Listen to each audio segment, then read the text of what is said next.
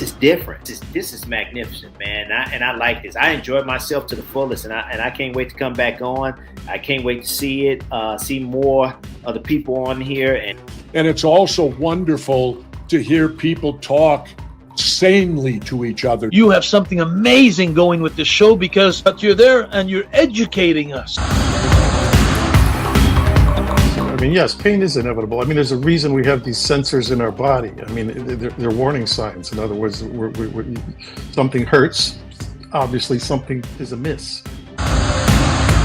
She told me her story again about her and her dad, but she also said, by the way, my father passed away. She's an only child. She didn't have any family. And she asked me to walk her down the aisle.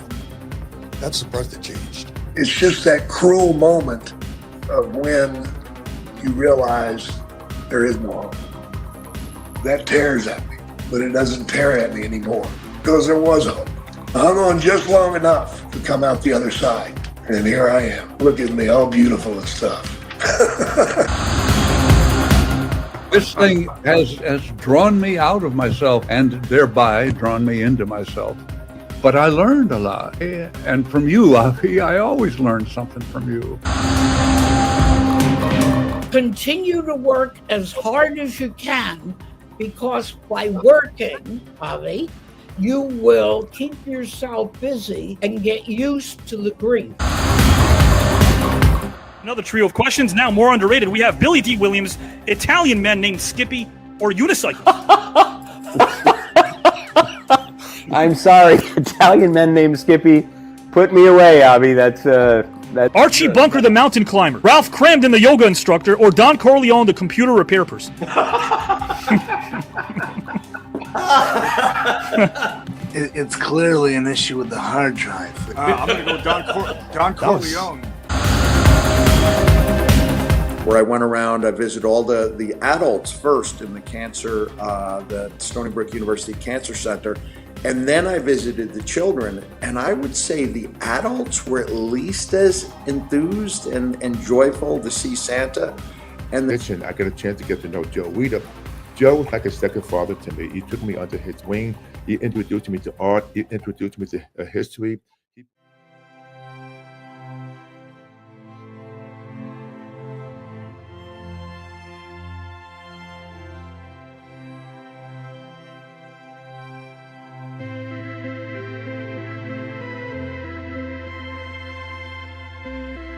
There are those of us who like to venture to the unexplored, to see the beauty in the strange and unknown.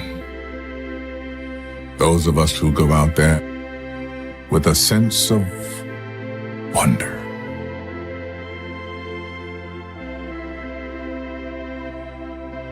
It's the magic of risking everything for a dream that nobody sees but you. Beyond this place of wrath and tears looms but the shadow of the shade. Yet the menace of the years finds and shall find me, unafraid. God, it matters not how straight the gate, how punishment charged the scroll. I am the master of my fate. I am the captain of my soul.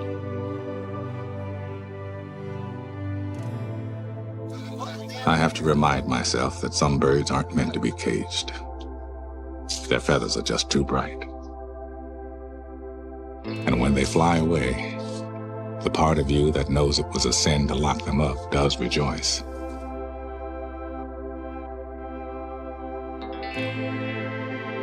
Let me tell you about a voice. The one that whispers. It tells me what's right and what's not.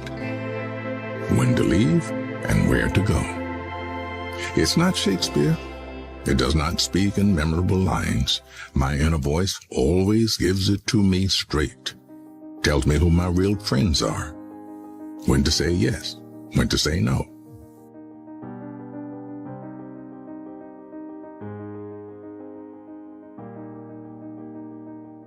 Whether the person sitting next to me is the one I'll be spending the rest of my life with. You already know that dedication, hard work, and perseverance gives positive results.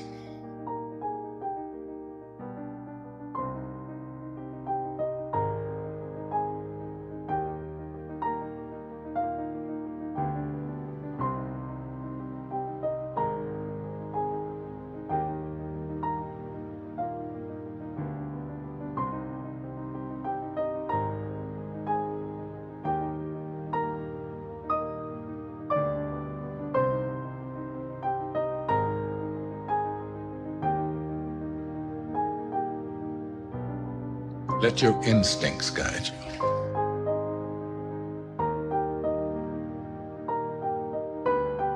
What would you do if you weren't an actor? If you didn't make it as an actor, what would you do?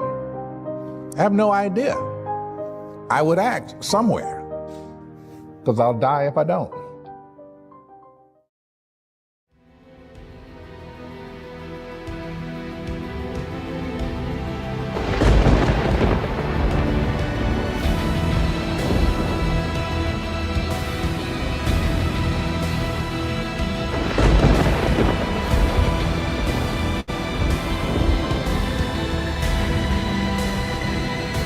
Blast. Oh, I want to dance with somebody. There we go. I'll do it. I do too right now, guys and gals. And you know, but I was going, Tom, Don, I'm a true fan. Yo, I never watched all of your movies through, Tom, because they scared the crap out of me. Love y'all, man. Pleasure. Great to meet you. It's great to meet you too, Trent. Yeah, Avi, yeah. You did a great job. Hi, I'm Rick Barry, a member of the Basketball Hall of Fame and one of the NBA's top 50 players. And I'm really excited to tell you about my new relationship in the broadcasting world with the new network. It's TKN, and a young man named Avi Klein has poured his blood, sweat, and tears into creating this new network and assembling an amazing group of individuals to co-host shows with him. Legends from every walk of life who are just bringing their knowledge and their experience and their wisdom, and this is amazing. I feel like this is a cosmic convergence of what is most important to him, and he's such a stand-up guy. Here, but with a very warm heart for Avi, and thanking him for all the work he's put into creating the new network.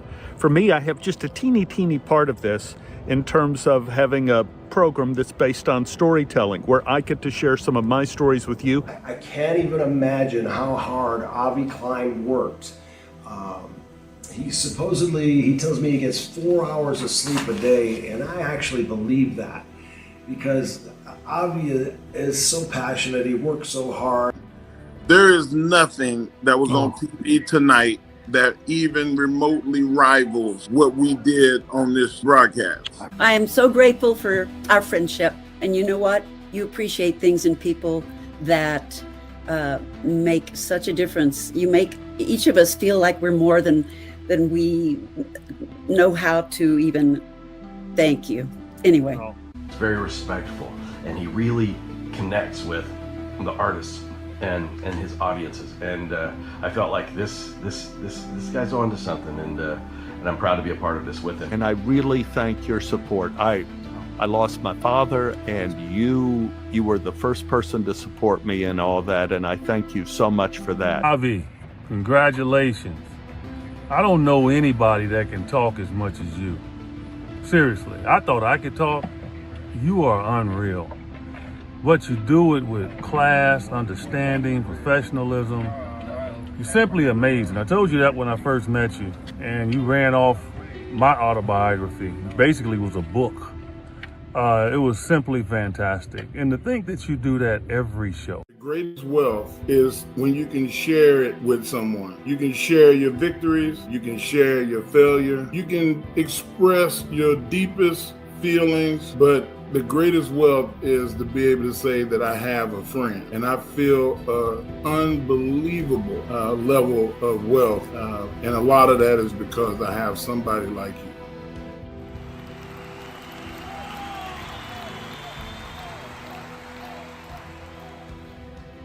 Last name Ventura, first name Jesse. I'll tell you this, Avi, you definitely do your homework. John Amos. Man, what an introduction. I hope I can live up to that. God bless you. I hope you're getting paid a lot. That was the greatest intro I think I've ever had. So I'm highly impressed. So I would give this a very high A. Well, thank you very much. I can't think of a better way to begin the new year than with you. Avi, always great to hear your voice, kid, and to hear your intros. You're amazing. Last name Davidson, first name Tommy.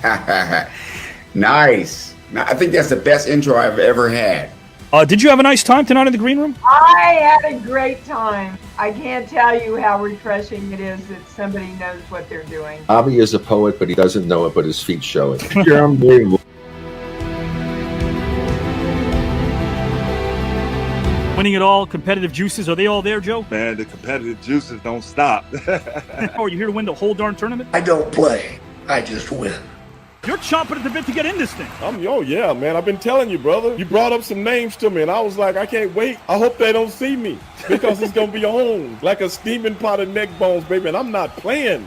Mike, I gotta ask you the golden question. Are you here to win the entire thing, my friend? I'll just say this, Avi. Winner, winner, chicken dinner.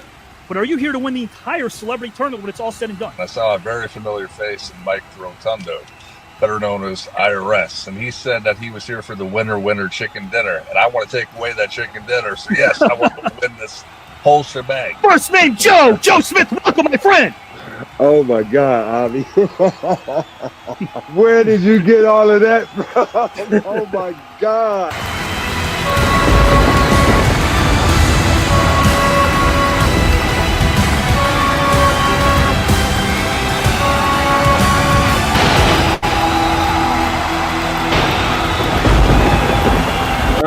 Guys and gals and pals, it's Saturday night. Happy New Year to all. If you think that intro was amazing, guys, wait till you see Dan Lauria, Dan Jansen, and Joseph Ruud, because they are going to give us everything that goes into this show. They are the embodiment of edutainment, and guys and gals and pals, they also are incredibly intelligent human beings. That's what this show is about. We are going to sit under the little tree in a moment. So, industrial-sized air conditioners at your favorite B&B in Alaska will be rendered obsolete after witnessing that intro because we're all fired up. That much is a fact. You've all experienced luminary after luminary enter this virtual arena. Indeed, this tournament is quite stacked. I dub this vision of mine edutainment because I place emphasis on entertainment and education, because on this station, we celebrate those that are passionate about their vocation. And this format is anything, guys and gals, but the same old, same old. So I thank you for embracing the innovation and expressing your constant elation when taking in the most star-studded tournament of them all. A place where competitors convey their level of admiration, while we marvel at the information, passion, and perspiration when observing this wide array of talent that make up the population of strong-minded thinkers that enlighten us, which is why I subscribe to conversation, because listening and applying is how we get to our destination. We're all so much closer than we are apart, guys and gals, which is why this show offers a demonstration of what's right about us as a society. So for the new viewers out there who want to have a fascination, all you have to do is sit back and enjoy as I put a cap on this verbal dissertation. But first, let's experience the present, which is quite the sensation. If Sundays are morning coffee and Fridays are martinis, then Saturday nights right here on TKN will make sure that you are creatively nourished and full like a big old bottle of Red Bull. We avoid the profane and never complain because positivity epitomizes gain when one is looking to remain in a plane where they refrain from the negativity, because that word is quite the drain. So escape the mundane and allow us to entertain like a night out listening to one Mr. Newton, first name Wayne. The point is, we're all aiming at the same place. They call it success indeed. Don't sprint on your way to the top towards achievement. It's about efficiency and consistency, never the speed. This tournament provides what I dub competitive camaraderie, guys and gals and pals, as if you want something else. If you want controversy, go away. I subscribe to conversation over controversy. That'll always be my way. Be open to development, because, guys, human growth and ensemble go hand in hand, as authenticity is meant to last. Take this experience, which is philosophically fun, an event, a sport of the mind, not a podcast, guys and gals. This is edutainment personified that offers an ambitious alternative in the digital sphere. We aren't the norm, because salaciousness and controversy don't belong here. You don't need to live in hell in order to embrace the warm. So smile at your neighbor, promote positivity, and never apologize for your passion. Here on the new network, it's quite evident that compassion is what's in fashion. I subscribe to conversation over controversy, and guys, as I said, that will always be my way. Let's keep doing what we do and realize that our motto isn't some Sherlock Holmes mystery. A legendary director of Superman fame, my mentor, told me years ago, write your own history. Teaching history and screenwriting for the best was one thing, but sharing your history is an honor. That mentor lives in my heart daily. His name was Richard Donner. So let's sit back and realize what we've witnessed here in this tournament, oh so grand, where 135 Hall of Famers and Hollywood Award winners and nominees own this land, as we discover and rediscover our humanity through open dialogue and expand. So be prepared to give a hand to competitors that are about to work their sweat gland, all the while our attention they command It's my honor to present these wonderful men and women who don't see themselves as merely a luminary. It's a pleasure telling their life story biographically while considering it with rhymes and a melody. With 15 grand and a 5-day and 5-night trip to Greece. Woo! On the line, one can't forget about the pride and the prize. So with that, let's all rise and reprise our roles as educational voyeurs that never chastise or agonize, but rather revel in our beautiful reality without needing a disguise. Here on this network, we're all allergic to lies. The bard Mr. Shakespeare once said, it's not in the stars to hold our destiny, but in ourselves. So if you love something, don't hate others that do, because doing is the sweet nectar that is most rewarding. Take a moment to breathe, admire your desire to aspire, because if you don't, life will be but a blur. Of this I'm sure. So never hate the flower for starting out as a seed. Long distance running is essential. This isn't a stampede, so don't run anyone over on your way to the top. Focus on yourself and never forget to cheerlead. Root for your loved ones and lift people up. This human fortune cookie hopes that we've all agreed that positivity is something we can never concede. So guys, our first competitor, Mr. Joseph Ruud, is about to come in. The moment we believe that success is determined by an ingrained level of ability, as opposed to resilience and hard work, we will be brittle in the face of adversity. Our first participant is a man that epitomizes the word resilient.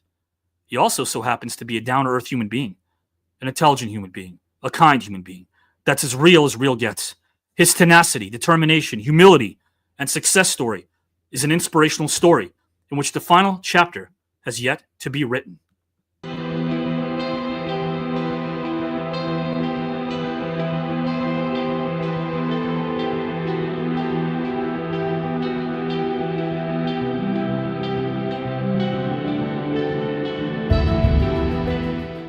I got really fired up, and we were on the outside, and I took the table apart and I threw it. And I completely forgot that my man Rowan had another spot to do. He was going to squish these people, but I threw it literally in his path. And man, we get to the back, and I watched it back, and I was like, dude, I'm so sorry. And he goes, no. He goes, that was awesome. And right then I knew, like, you know what? Maybe we're supposed to be together. So, you know, because like anybody else could have got pissed that I stepped on his toes, and sure, but he just waited his turn, and it made it better. Right. And he understood that, and I understood that, and so right there I was like, you know what, this is gonna work. Me and Rowan have placed ourselves in position to make an impact of some sort at WrestleMania. So that's again the goal.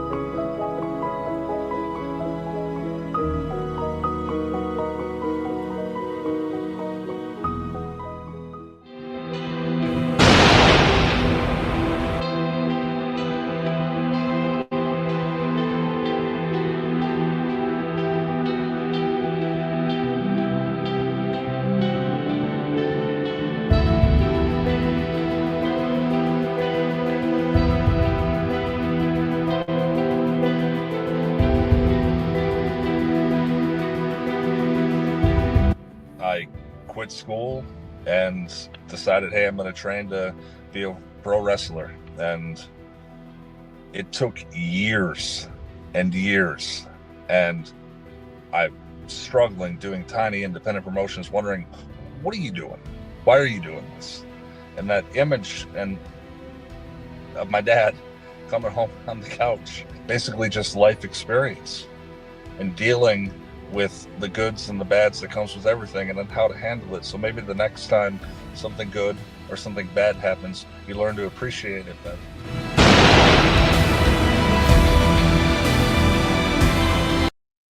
Guys, thank you so much for the amazing comments that you have regarding the man who professionally was known as Luke Harper, dear friend of Joseph Ruud. Thank you for the love. We appreciate you. You guys are the unsung heroes because you are so positive. You are proving to the masses in suits and ties out there, the execs, that we can have a lot of fun. We can have what I dub edutainment. And guess what, guys and gals and pals? Yes, this is a sport of the mind, but you guys are class personified. You're proving to the world that great comments, positive comments are what it's all about in 2025. We don't need to have any negative ruckus. Thank you all for giving it up to the man formerly known as Luke Harper. And right now, I will introduce, guys and gals and pals, this next gentleman. This awesome human being grew up in Montrose, Minnesota, and is of Norwegian descent. This was years later before he would become the main event, as he wouldn't relent. To what extent? Man, ain't you all living in the present? Even though his father would go to his brother's house and watch closed-circuit pay-per-view wrestling, he definitely wasn't a fanatic. Sticking with his youth, his dad introduced him to the inventor of the Sledge-O-Matic. I'm talking about my late friend Gallagher, whose humor was automatic. Prior to pro wrestling and football, he liked to snowboard as that was his winter hobby. He was a no-nonsense guy that got the job done like a hitman named Bobby. After tweaking his knee, he got into football, and he played defensive end in high school and then defensive tackle and was off to play for the Minnesota Morris Cougars. He was big and tall, as his strength could even rival that of Lex Luger's. He graduated high school in the year 2000 and didn't watch pro wrestling until 98 or 99. What was fine, guys and gals, or not even by design, was that he had a respiratory virus in college while playing football, but he would never whine. As a child, he loved theater, and in high school, he was involved in a small musical theater ensemble, much to his football coach's chagrin. This was years before he was inspired by an indie match featuring light heavyweight champion Jerry Lynn. Yes, both his musical theater director and football coach clashed, as it was impossible for him to juggle both. He was very practical and then lended himself to his maturation process and overall growth. In a bar near the university, a carnival-type promoter was handing out a flyer asking people to invest $20 if they wanted to have a cage match. Despite that first encounter, pro wrestling was an itch that he would definitely scratch. He left college in 2002 to pursue pro wrestling, but his mom was questioning whether that was the right choice to be made. He made a deal with his mom that he would attend community college and make the grade. He also worked as a bouncer doorman as a gentleman's club for 5 long years as he needed money to stay in the mix. A life-altering moment was when he attended Harley Race's camp back in 2006, along with the Bear City Bruiser. He went to Eldon, Missouri to attend this camp for $500. Life on the road as a pro wrestler doesn't provide the royal treatment at some Royalty Deluxe. He was spotted by the Noah promotion, so it was off to Japan for a 3-month stay, guys and gals, at a dojo. It was a 3-month dojo stay, but his passion would never lead him astray, as he did a couple of tours there, but also deserves a bouquet, as he did all of this while being a single father, which beats anything on a resume. He lived in Norway for 3 months shooting a reality show and submitted himself to FCW. No one had a clue, as he was told he wouldn't be called up to the main roster, but his talent and drive saw him through, as he stayed true to his calling, and as a member of the Wyatt family, he was most certainly the glue. This man wrestled the legendary Rock at WrestleMania a few years ago in front of 101,000 screaming fans. Such heights are rarely, if ever, imagined or included in our daily plans. His strength, intellect, and passion have always appeared, as his opponents feared going to toe-to-toe with Mr. Red Beard. There's so much to include, but it's time to conclude and introduce a man that has always pursued with his heart. Guys and gals, it desires what it practices, the attitude of gratitude. He's class personified. He's here to win the entire celebrity tournament as the energies, guys and gals, palpable. This place is becoming unglued, so put your hands together for a kind, awesome human being. First name Joseph, last name Ruud. Welcome to round 2 of the Legend Celebrity Tournament, my friend. It's great to be here, Avi. That was fantastic. That was rhymeful. That was amazing.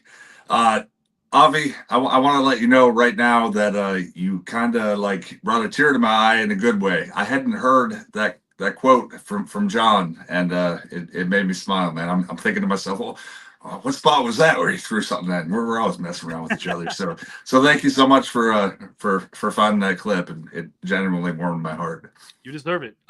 You and both Dans in the back who are coming in now have given people so much to be grateful for. And if I could just play a small part in honoring that, that's really what I'm here for, man. Thank you again for giving all the kids and all the people that have always mentioned the fact that when the cameras are off, Joseph Ruud is one hell of a human being. Yes, you're a Renaissance man. You are a storyteller. You are a pro wrestler. Of course, your theater background, your acting. But I mean, there's a lot of things you're passionate about, music as well.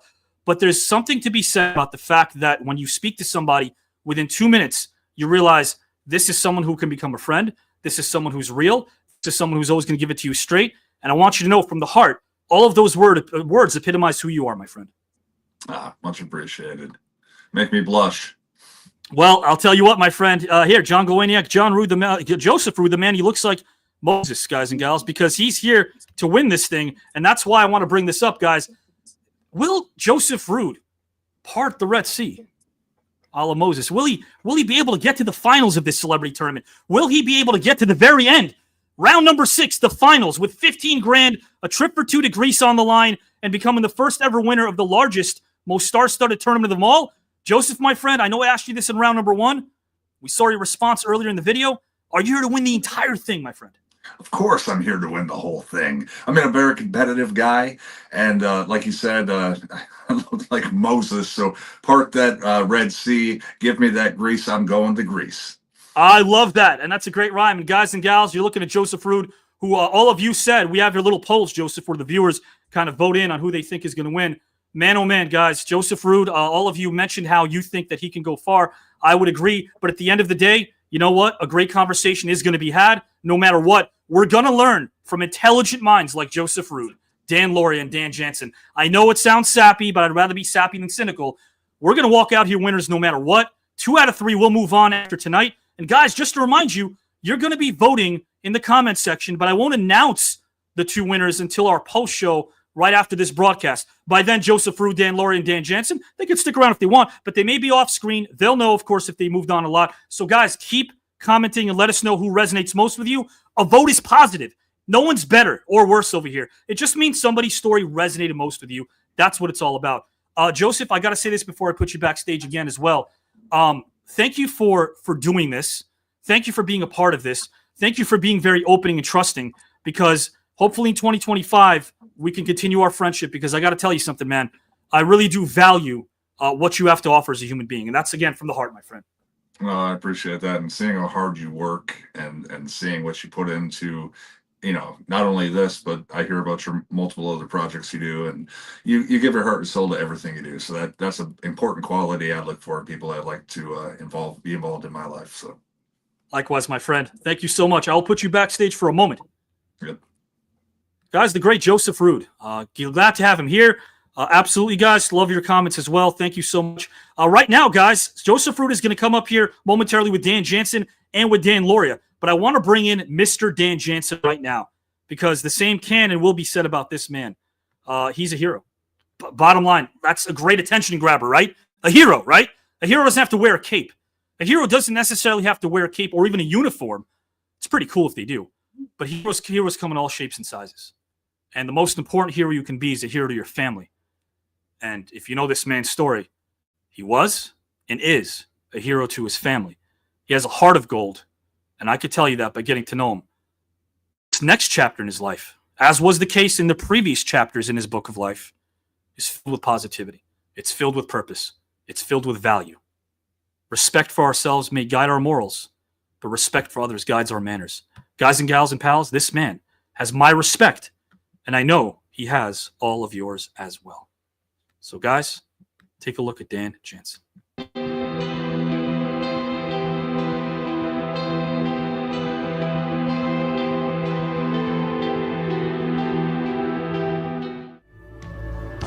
Well, he just has to be himself. He skates 10,000 as good as anybody in the world, and if he's just himself, he'll have a great race.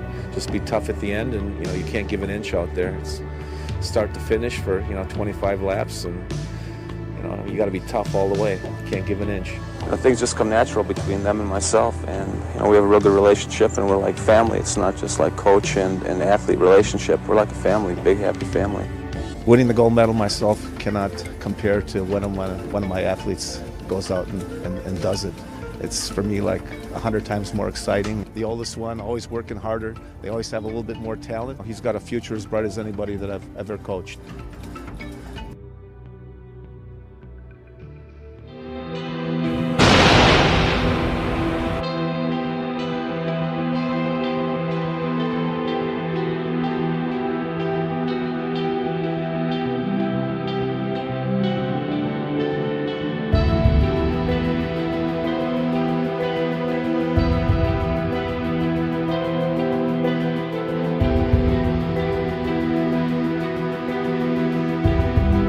By the way, just cold, Right. these cold places. Then it was all outdoors or skating outdoors and freezing. But, the sacrifices they made, just, as we all have amazing parents, right? And they've made sacrifices for all of us. And it's, we're here because of them. It's incredible. Yeah, your mom. He, I believe, has made every skater he's ever coached better.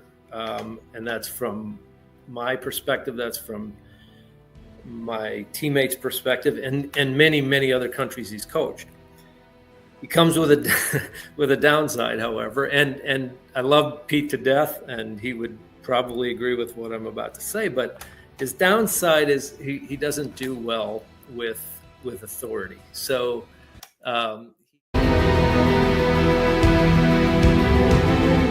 Of course, guys, you were looking at highlights from round number 1. That was the great Dan Jansen with the great Mike Rotundo. Mike, of course, we'll be seeing him soon in round number 2 as well. Guys and gals and pals, the genesis of his story can be traced to West Allis, where he was the youngest of 9 children born to Harry and Geraldine. As a 4-year-old, he was dropped off at the rink, where years later, his work was immaculate and pristine, as watching him on the ice was rather serene on many a television screen. That's all it took. From then on, he would go onto the rink with his brother and sisters wherever they skated. The following cannot be overstated, as unlike yours truly, who attempted this as a child to no avail and became rather frustrated. But this man's story is one that makes him quite elated. So as I stated, he started on double runners. He was 4 years old and racing by the time he finished that first year on ice. It wasn't as easy as once, twice, thrice, as his father, Harry, a police officer, and his mother, Jerry, worked hard, and money was tight, as paying one's dues may not always seem like paradise. But take my advice, that success comes with a price, and one must sacrifice while making sure to always remain precise.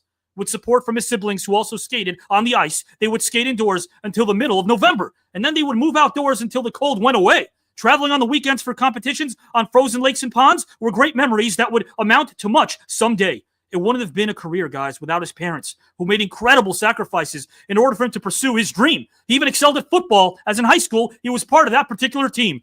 He picked skating, and within 4 years was winning national meets in his age group. This during long winters, where most kids were watching TV over a bowl of Campbell's soup. He might have won the national sponsorship, guys and gals, of the world. But guess what? A sponsor of humanity, a sponsor of a cause that he believes in, a charity, will bring that up. But he also won the national championship at only 11 years old if he didn't slip on a lane mark in 77, which cut like a knife. It was then that his father helped him put on this loss in perspective, a great lesson in this journey called life. By the age of 16, he was fully focused on skating and was competing overseas against the world's best junior skaters and set a junior record in 1983. Support is key. And in his first Olympic Games in 1984 in Sarajevo, there were many moments of glee, as he wasn't nervous and quite carefree, as the audience would shriek like an overjoyed banshee. What an imprint on a sport he was thriving in, such as a silver medal in the 500 at the 85 World Sprint, and becoming the first American to skate the 500 in under 37 seconds in 1986. Winning all of the World Cups, he was the clear favorite to win the 1988 Olympic Games when tragedy struck and would be quite difficult to contain. After a 13-month battle with leukemia on Valentine's Day, he would lose his sister Jane. With 4 days to prepare, he did indeed race with a heavy heart, but it was in fact his heart and resolve that earned him the admiration of millions, which resulted in the U.S. Olympic Committee's Spirit Award. It's safe to say that no one was floored, as he showed constantly, guys and gals, to his accord as he reached toward the goal like a knight with honor wielding in his sword. More World Cup victories and a world record were achieved before the 1992 Olympic Games in Albertville. In the 1994 Olympic Games, it all came together due to his drive. Witnessing it was quite a thrill. With 1976 gold medalist Peter Mueller, you heard him in the narration by his side, he was truly in a good headspace. He beat out heavy favorite Igor from Belarus and captured the gold and broke a world record in that particular race. Shortly after the ceremony, he received a phone call from then President Clinton and appeared on every talk show and graced the cover of Sports Illustrated. When a movie based on his life story aired in 1996, many were elated, as his love for his sister Jane was and is always demonstrated. After retiring, he won the prestigious AAU James E. Sullivan Award as the most outstanding athlete in the United States. He came a long way from that 4-year-old in Wisconsin who couldn't wait to put on a pair of skates. Some numbers? Sure. This man has won 46 World Cup races, 7 overall titles. He set 8 world records. He won the gold medal in 1994. He was inducted into the United States Olympic Hall of Fame in 2004. He makes a positive difference in people's lives, which is something we should always strive to do in our lifespan. So give it up for a wonderful, talented, humble human being. Last name Jansen, first name Dan. Welcome to round 2 of the tournament, my good friend. Great to be back, Avi. It's nice to see you, and nice to be with Joseph and Dan as well. So looking forward to tonight. Absolutely. And I want to say this without embarrassing you. Guys, this is the kind of champion Dan is. Dan, you are recovering from procedure. Yeah. Physically. Yeah, and just you're still yesterday. Here. Sorry, just yesterday I had my shoulder operated on, just a little tear in my labrum. So I'm in a sling and in a little bit of pain tonight, but we're going to get through this. It's nothing we haven't done before. And you know what, guys? This is the kind of champ that Dan is. You know, we're on the phone, we're talking. You're like, no, I'm here, man. I'm here doing this. And I appreciate that wholeheartedly. Our viewers do. And I'm sure even the suits and ties, Dan, who thought we have to be controversial last year, are appreciating this right now because they're seeing that men like you, men like Dan, and men like Joseph Ruud have not only quite the story to tell, but are inspiring people the way that you do and still captivating and holding their attention the way that we do. So this is a coming together of incredible people that really do pay it back and pay it forward at the same time. You look backwards to the people that help you get there, and you pay it forward to the people who need a bit of that help. You epitomize all that with what you do in your foundation, my friend. Thank you, buddy. It's you're right. You got to give back. We all have been very fortunate in our lives to, whether we're still doing it or we did it, our main thing in the past. If you can give back and change lives of others, which my foundation hopefully is doing, helping families affected by cancer, and we're going to do it as long as we can. I appreciate you, man. And Dan, at the end of the day, again, as I mentioned this to Joseph, no one's going to lose tonight because we're all going to gain a lot. And I think strangers will leave us friends. That's really what it's all about. But at the end of the day, hey, it sure would be nice to win $15,000 in a 5-day trip to Greece. Am I right? You are right. And I was thinking about it earlier. I don't think it's a coincidence that first place is a trip to Greece, and you all know where the very first modern Olympic Games were held, right? Yes. Greece, Athens. So who better? It would be fitting if Dan Jansen does win this. Yes, I like that. That's really cool. Dan, I'll bring this up too, and I'm going to bring in Dan Lauria. Can't wait. I've been looking forward to this conversation with all three of you gentlemen because, again, you guys are class acts, and it's great to surround yourselves with people like that. Dan, again, I want to bring this up outside of the tournament, what you're doing, the foundation. I'm going to talk about it on this broadcast and other broadcasts because it's changing like lives. I spoke to a couple of different luminaries who are doing this, who are privy to your foundation, and they wanted me to thank you. So I'm going to do that perhaps with a surprise video pretty soon because you are affecting people without even knowing that you are positively and consistently. So thank you. Thank you. Dan Jansen, guys, I'm going to put you backstage momentarily. Guys and gals and pals, give it up for Mr. Dan Jansen. My, oh my, what a positive guy. He's here. So is, of course, Dan Lauria and Joseph Ruud. Guys, we have 135 Hall of Famers from sports, music, and wrestling, not to mention Olympians, Oscar, Grammy, Tony, Emmy, Golden Globe, AMA, and WJ award winners and nominees, all competing for the pride and the prize, but it's not really the prize or the size. Just look at my eyes. It is about the passion, guys and gals. It's about the conversation, something that we're lacking. I do call this a sport of the mind. There's nothing wrong with good old-fashioned friendly competition. But at the end of the day, guys and gals and pals, again, we hope that you continue to enjoy this, I guess, virtual classroom that you see unfold before your eyes every Saturday night. Don't thank me. Thank these men and women who go so deep with these topics, give you their heart, give you their mind, give you their soul. They don't shortchange you, and I appreciate that because, again, if you knew all that red tape, guys, there's a lot of people out there that thought this show couldn't work, and now all of a sudden, hey, we might get greenlit. We might go somewhere else other than this virtual sphere. We appreciate all of you guys hanging around with us and being our unsung heroes. And speaking of an unsung hero, guys and gals and pals, this should never be unsung. It's a song that should never go unsung. Because when we talk about heroes, we talk about men like Dan Jansen. We talk about men like Joseph Ruud, who are there for people when the camera's off and when the camera's on. This man served our country in Vietnam. I come from a military family. This man served our country and does so much for veterans. Yeah. Sure, there's pomp and circumstance when it comes to looking at the man's resume and all the great works that he's done on stage and on set. Sure, this man teaches thespians, veterans in the film and TV community. This man is a U.S. Marine. That's not past tense. That's always present tense. The great Miles Davis said, a painting is music you can see, and music is a painting you can hear. He also said, do not fear mistakes because there are none. I concur. As I always tell my students, there are no mistakes, only discoveries. If we don't explore, we don't discover. Our next participant is class personified. He's a man that is grand in every sense of the word. But as a human being, first and foremost, guys and gals, he has been able to give so much of himself. The most authentic thing about us is our capacity to create, to overcome, to endure, to transform, to love, and to be greater than our suffering. Through his works of art, he's shown us all that we can illustrate our passion with great conviction. Time and again, we've watched him fill a blank canvas with beautiful works of art that go several layers of magnitude deep. He's found the similarity in what is apparently different and then find himself in all of his roles. You know what that's called, guys? That's called honest and truthful storytelling. And through his works of art, we, the audience, have benefited greatly.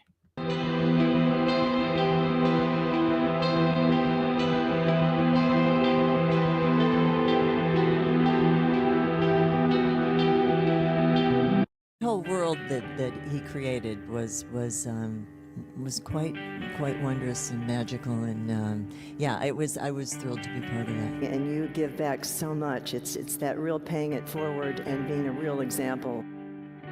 And it's so extraordinary because, I mean, the world is ever shrinking, and those of us who have been around for a while realize that you connect the dots, and we all sort of find this common past that brought us to where we are today.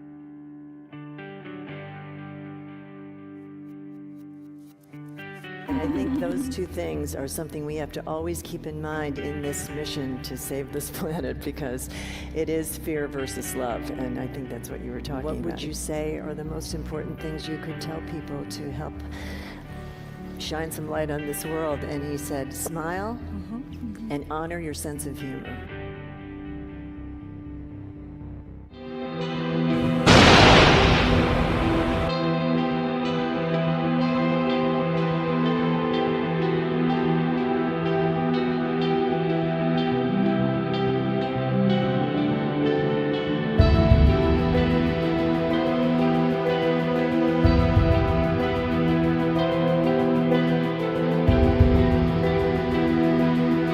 We're going through some times right now that are causing a lot of suffering.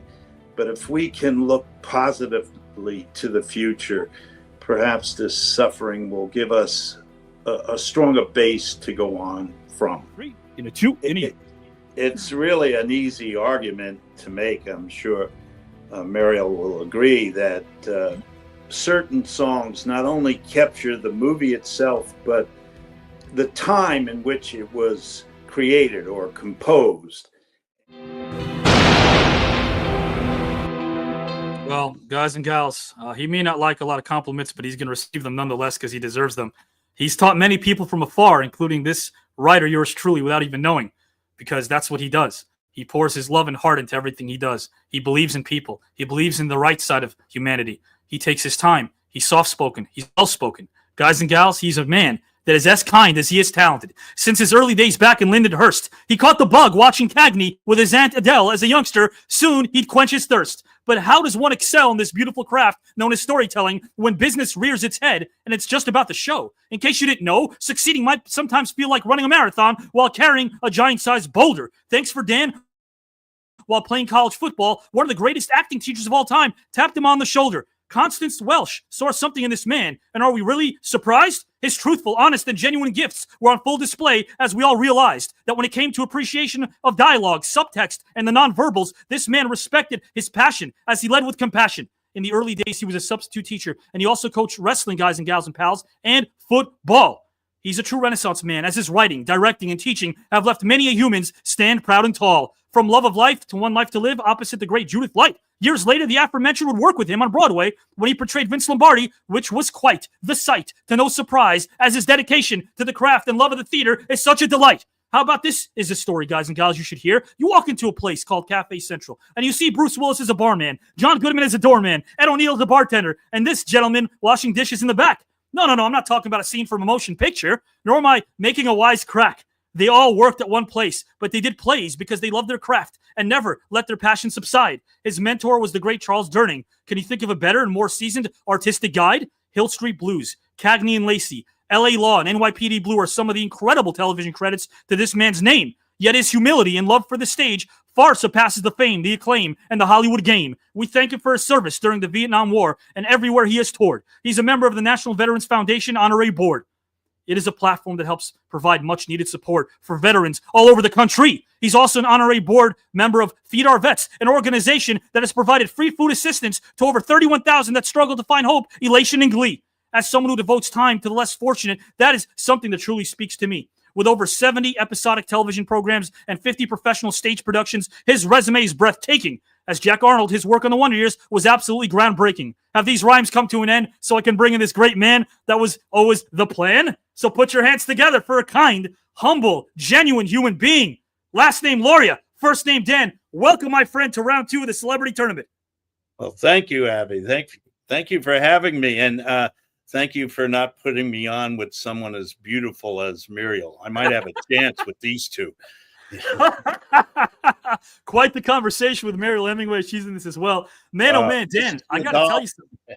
Yeah, and I know Mariel, if you're watching right now, here we go. Dan Lauria, she was waiting for this night as well. And that's saying something as well, because, we're all human beings. We all eat our bowl of Cheerios, one spoonful at a time. But you're inspiring people, your fellow peers, your fellow colleagues. Is that something as well that goes a long way, knowing that you have the respect of your peers, Dan?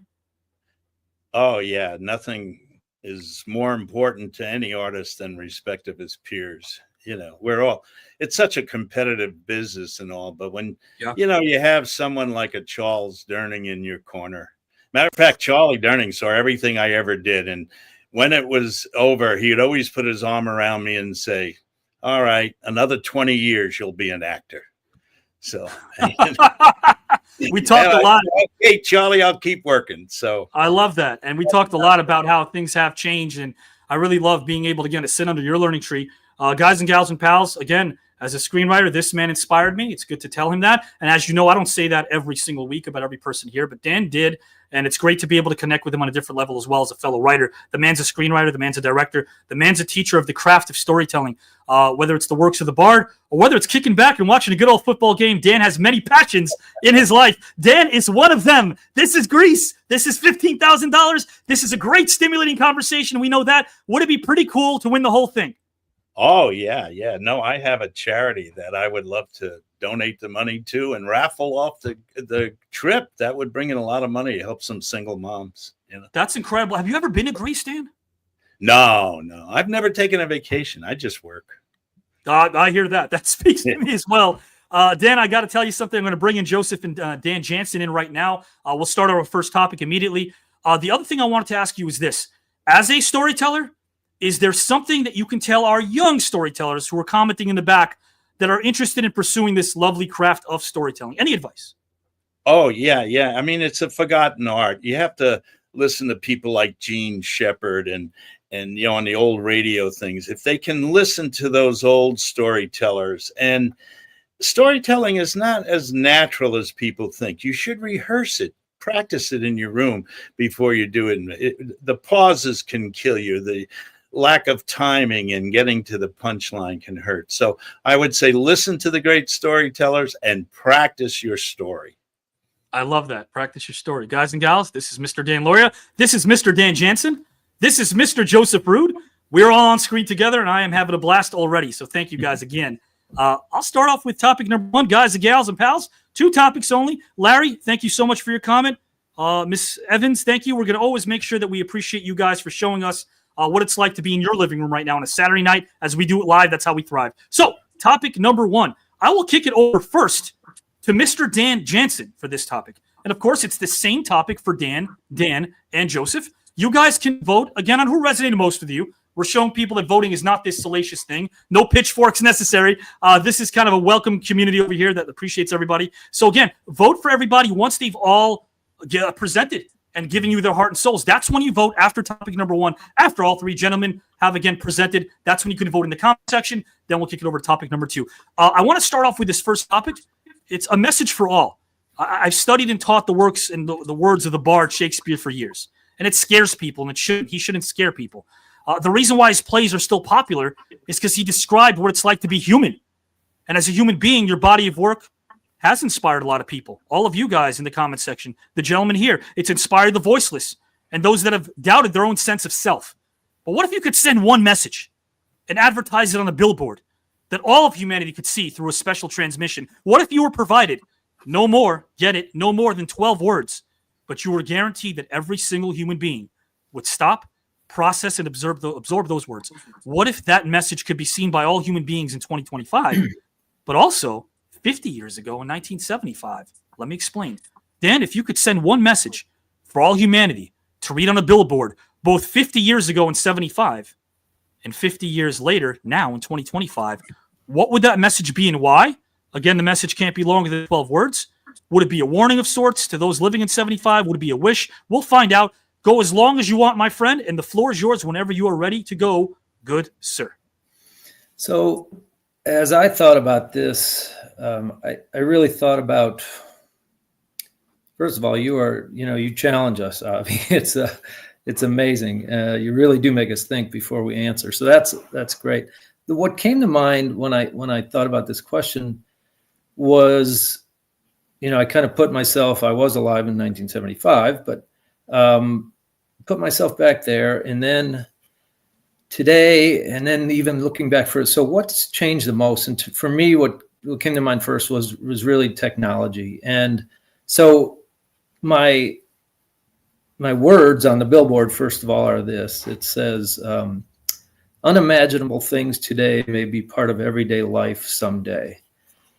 And I had to do some homework on this one. And so I wrote a lot of things down because it really goes back. And what I mean, again, by that, the unimaginable part is if you put yourself back, for me, 50 years ago in 1975, and think about what is out there today. And so let's say you see this billboard in 1975 and thinking about what might be today. First, I said, well, let's go back 50 years from then. Let's go back. Let's make believe I'm in 1975 and go back to 1925. And then what were the technological things that were, tops back then? So here's a small list. So 1925, radio had become a major form of mass communication, broadcasting news, music, and entertainment. Although rudimentary, the first working television system was demonstrated. There was a mass production of cars for the first time with the Model T and Henry Ford. With the increased number of cars came a building of roads and eventually highways. Sound on film was just being developed. So movies went from silent to sound in 1925. Dial telephones were just starting to replace operated assistant calls. And electric refrigerators, vacuum cleaners, washing machines, just entering the middle-class households. So if you think about what they were thinking 50 years ahead. So then now we get to that billboard in 1975, and the tech advances then became really the birth of personal computers, which we all have, everybody. Microsoft was founded, and we all know where that has led. Email was in its infancy as far as development and gaining popularity. Video games, if you all remember those, Atari, Pong, became a cultural phenomenon. Let's see, we had handheld calculators just becoming popular. This is just 1975. It's incredible. Cassette tapes, stereo systems, turntables. They all made high quality audio more accessible. What else we got? Integrated circuits were the development in 1975 that marked the beginning of the personal computing revolution that set the stage for the digital era that we live in today. And so that brings us to today. And so now, 50 years after that billboard in 1975, if you're seeing it, you have to think about what is today, and then we got to go ahead 50 years from today. So let's talk about today first. The internet, smartphones, instant information at your fingertips, things like that you never ever would have thought, even dreamt of back in 75, right? When you first saw this billboard. AI, artificial intelligence, tools like OpenAI, ChatGPT, and many others have revolutionized natural language processing, image generation, making accessible for creative, business, and educational applications. AI medical, diagnosing diseases, predicting patient outcomes, accelerating drug discovery. Advanced models are transforming industries from customer service automation to software development. Renewable energy, breakthroughs in solar panels, wind turbines, battery storage, making renewable energy more efficient and affordable. And you can't leave out electric vehicles. Transportation automakers like Tesla, Rivian, legacy brands driving a global shift to electric vehicles supported by expanding charging networks. And so now that puts us to today, thinking about the original billboard. And I go back to unimaginable things today that may be a part of every life someday. And so this one really had to do a little research. And because of the technology today, I was able to. And I asked, what will be the technological advances in 2050? Things that we can only imagine. And here's just a couple. General AI could surpass human capabilities in many fields, enabling breakthroughs in science, engineering, and medicine. Many industries like manufacturing, agricultural, logistics could be nearly fully automated, reducing human labor needs and increasing efficiency. AI might act as close partners in creative and decision-making process. Here's a few that AI actually taught me to look out for in 50 years. Something called commercial quantum computing. Fully realized quantum computers may solve problems like molecular modeling, optimization, encryption that are impossible for classical computers. Lunar and Martian colonies, permanent bases on the moon and Mars could be operational, enabling resource extraction in the next few months. In new forms of habitation. Space tourism, fully operational commercial space tourism, luxury space hotels. We've got renewable energy, climate technologies, achieving commercial nuclear fission could provide limitless clean energy, carbon capture, advanced carbon capture and geoengineering technologies to combat climate change. Think about all these things.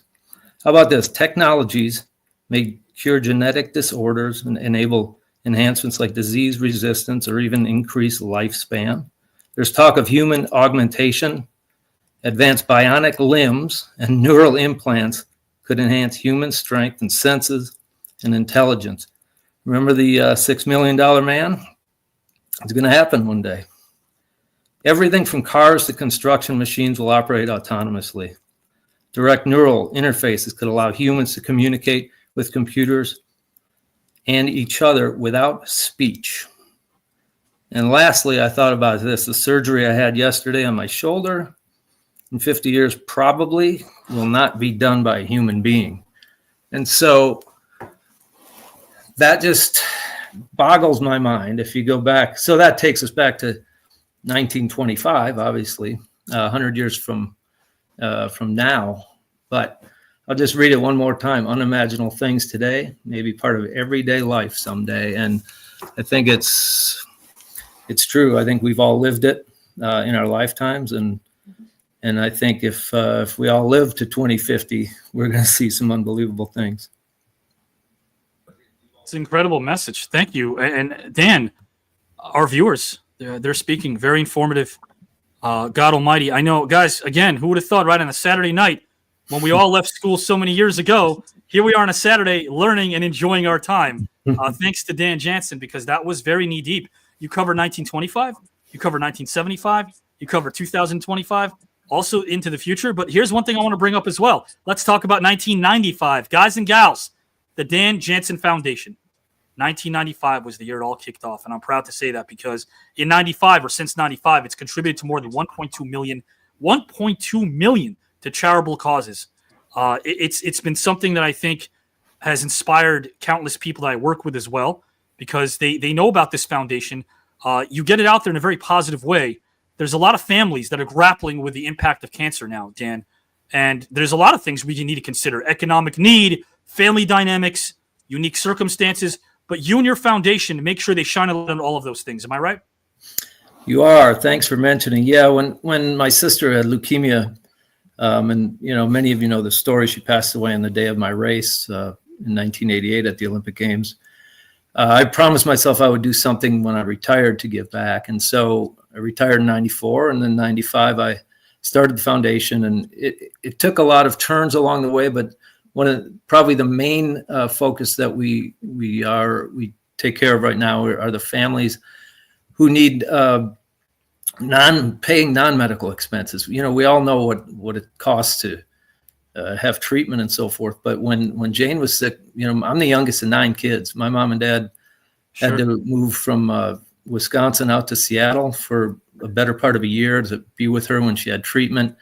And I realized the costs it is on families like that, and travel, room and board, just general living expenses. Many parents have to quit their jobs for a while.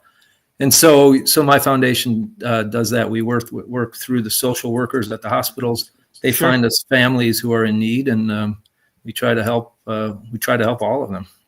And I don't think you need to be a fortune teller or a clairvoyant to know that you are doing just that. I do have a question. This is a hypothetical, so don't worry if you don't have a response. Clairvoyants think they're hot stuff, don't they? But they never win the lottery.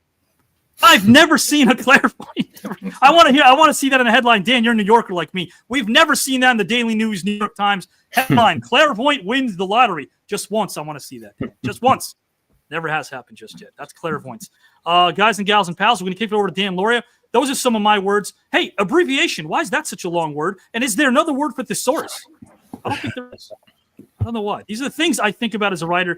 Dan, you get what I'm saying. And right now, guys and gals, you'll get what Dan Lauria is saying because it is the same question I have for Mr. Dan Lauria. I won't have to repeat it, but I will ask Dan this. If you could send one message for all of humanity to read on a billboard, both in 75 and 2025, what would that message be and why? The floor is yours whenever you're ready to go, good sir. Yeah. Well, first of all, I want to thank you for having me on. And I was right. Neither of them look half as good as Mariel. So, agreed. Yes, right. But Avi, I'm sitting here listening to your show, and I'm thinking of the early days of television. I mean, you can Google right now, Playhouse 90, Project Immortality, 1959, starring Lee J. Cobb, my dear friend Patty McCormick, and Michael Landon before Bonanza. And it was about AI, Dan, 1959. Wow. And it shows you in early television the process of getting playwrights to inform the audience, not just stimulate them. And this show kind of reminds me of that and what you brought up and the length at which you went into it. And I'm glad you brought up AI because I think it's the first advancement where we're not increasing jobs, we're decreasing jobs. And I don't know what we're going to do with all those people. I'm not pressing it enough to see that far. All I know is there will be less work. And I never thought it would invade the arts, but it does. The mass editing and even writing, now they have writing apps. So that was very thoughtful, Dan. I really enjoyed that. And my message would be, if I could have one message, is I have too much faith in God to believe in religion. It was true then, and it's in 75, and it's true now. I don't understand all the violence and inhumanity that happens in the name of God. I don't get it. I'm not necessarily, I have no religion, but I have a very strong faith in God. And I don't know, if I could meet God, I would like to say, did you have any idea all this pain would be done in your name? And if I could get people to just, like, I have a charity for single moms. My best friend's an Episcopal minister. He's retired now, but it's called Front Door. It's up in Nashua, New Hampshire. And when a single mom comes in, if she's pregnant and she wants to get an abortion, we'll counsel her, we'll help her, we'll do it. But if she doesn't, we give her free boarding for her and her children. We supply a work program like a GI Bill so they can learn a trade. And then we get them a job in that trade. And all the while, we supply free babysitting. And I think this is something that people of faith would do. Forget religion. I'm tired of, God wants me to put down the infidels. Where the hell does that come from? I don't understand. And that question was on my mind when I was, 75. I'm a little older than you. I'm a lot older than you. This dirt younger than me. But in 75, coming through the service and being in the Marine Corps and seeing what was going on and, this religious right telling me we're doing God's work and other people putting us down, I just kind of lost it. And when I look around today and I see the same thing and people killing each other in the name of God, I just wish people would stop for a second and just say to themselves, is this what a God would really want me to do? Would this help anybody else? I think it's the old simple rule, do unto others as you would have them do unto you. And I think we've forgotten that. So that would be my message, Avi. And again, Dan, thanks a lot. I really enjoyed your take on that. Okay. That's incredible. And thank you. And I want everyone to know, we're going to kick it over to Mr. Joseph Ruud in a minute. Dan, thanks again. Thank you for your service, number one, first and foremost. Thank you from all of us. Bye. And I love what you say because, again, at the end of the day, guys and gals, there's no past tense when it comes to a Marine. There's no ex-Marine. You're a Marine. That's present tense. Once a Marine, always a Marine. Yep. Always a Marine. Dan's a Marine. And I want to say this to you as well. I love how you're able to give back to a lot of the veterans that need the help. And not to sound long-winded about this, but we're talking 1975. In 75, a lot of people say there was a botch job that was done when it came to us when the war officially ended in 75, of course. But God almighty, when you're talking about how it's important to be able to pay it back to people that don't have a voice or the voiceless, we had a president, without, we don't get political religious on the show, we had a president who didn't listen to Eisenhower when he warned about the military-industrial complex. He told him you need to watch out and stay away. Kennedy's goal was to train the ARVN. And that's what you did, training the ARVN. Again, not fighting. Well, I wasn't there that long. You're making it sound bigger than it was. We had orders to go, but they stopped us in Okinawa because they were pulling out the Marines. So my tour of duty actually in country was only the last couple of weeks as an advisor, but then they got us out right away. But you're right. Yeah, we trained them on Okinawa. And, I'd like to make that clear. People kind of have a tendency to build those things up. But I still work with the National Veterans Foundation, and we do a lot of good work in trying to help veterans. There's a lot of problems. Well, you're very humble, but again, being aboard a helicopter assault vessel in the South China Sea, and later a platoon commander of Anlok near the Cambodian border. I mean, you saw a lot, you helped a lot. A lot of people say, "Hey, I didn't go through a lot of those guys went through," but hey, you were there for them. Your experience with Vietnam took place in 72. And, again, there was something to be said about that particular point in time, the dividing line when it comes to people's acceptance of each other in this country. You witnessed it firsthand. You did something about it because to move forward, let's do that. What you do for the veterans now, I want to bring this guys up. I want to bring this up because I think it's important when we're talking about how you're able to use your experience as a storyteller to help those who don't have voices. You're a member of the National Veterans Foundation Honorary Board. It's a platform that helps a lot of people. You're an honorary board member of Feed Our Vets, as I brought up in the intro, which has fed 31,000 veterans. Mm-hmm. That's incredible. And then how about this? The National Veterans Foundation and Broadway World wrote about your project, which created short films of celebrities, including Lou Diamond Phillips, who were reading letters that were written by veterans. That's amazing, Dan. Oh, yeah. It was people always ask me, how do you get such big names like Bryan Cranston, Joe Mantegna, sure, and Wendy Malick and Lou. And I always say, I asked them. Yeah. Well, that's the answer. It's like these two guys. If I were to call them tomorrow and say, would you do something for the vets? They're going to say yes.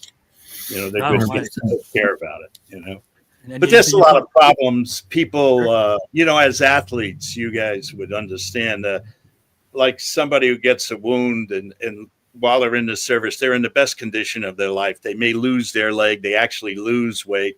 They go to the VA. They have great technology now. They put on a new leg and then they go home and 3 months later, they're 30 pounds heavier. But there's no VA near enough that knows how to adjust the new equipment. So to fly them back, bring them to where they were, these are expenses that people, it just doesn't dawn on you that, this is what happens, and we need people to get involved in that, And I'm glad that we all have good. I mean, that's the best thing about being a celebrity is we can help somebody else, Yeah. So. We celebrate the person that has the celebrity and does something about it. And you guys all do that. You all do that. And again, just to get the numbers out, guys, my least favorite part of the show. Here we go. Thank you, guys and gals and pals, because our numbers are soaring. I say that with humility because we don't do this. If there were 5 people here or 5 million, we do the same thing. But thank you again for letting this network grow as wholeheartedly as it does. 2.5 million views, sponsorship. Hopefully, again, a lot of people are looking at this project right now and wanting to take it somewhere else on their services. So we'll see if that happens. We will continue to do what we do and put out positivity and have a good time as well. Guys and gals, the good times keep on rolling because now Mr. Joseph Ruud is going to grace us with his response to this question. And I know that it's always going to be thought-provoking and deep.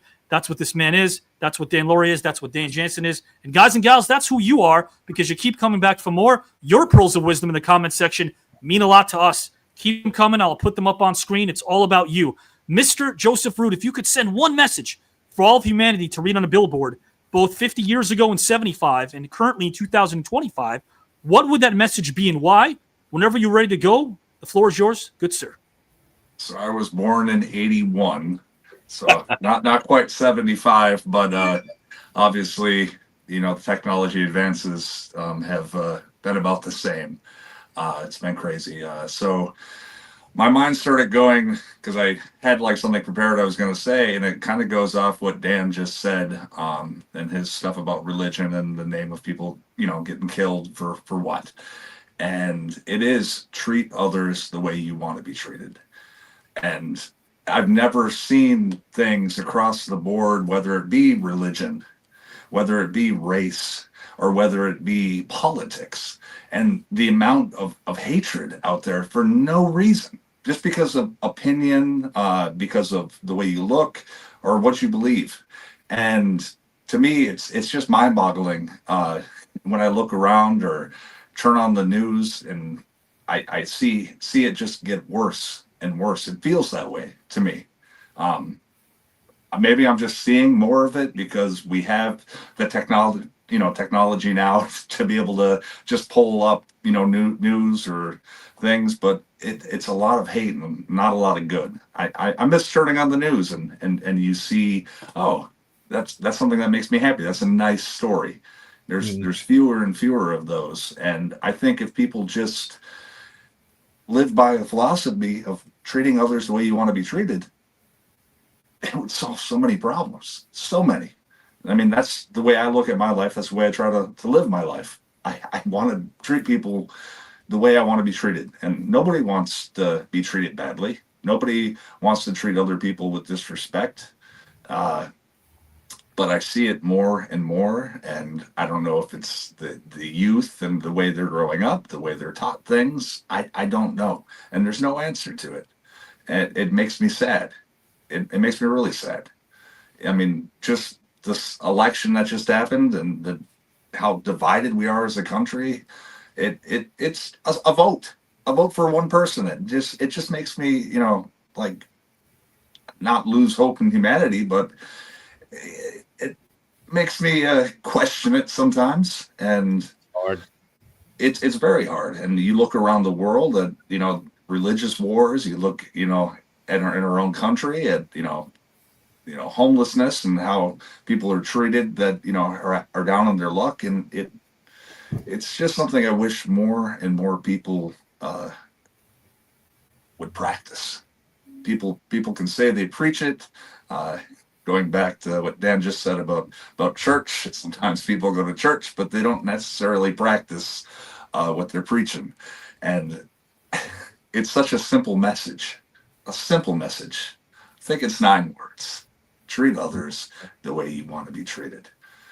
And I think just every person, just think about that for 1 second. Just think about it. And tomorrow might be a better day than today.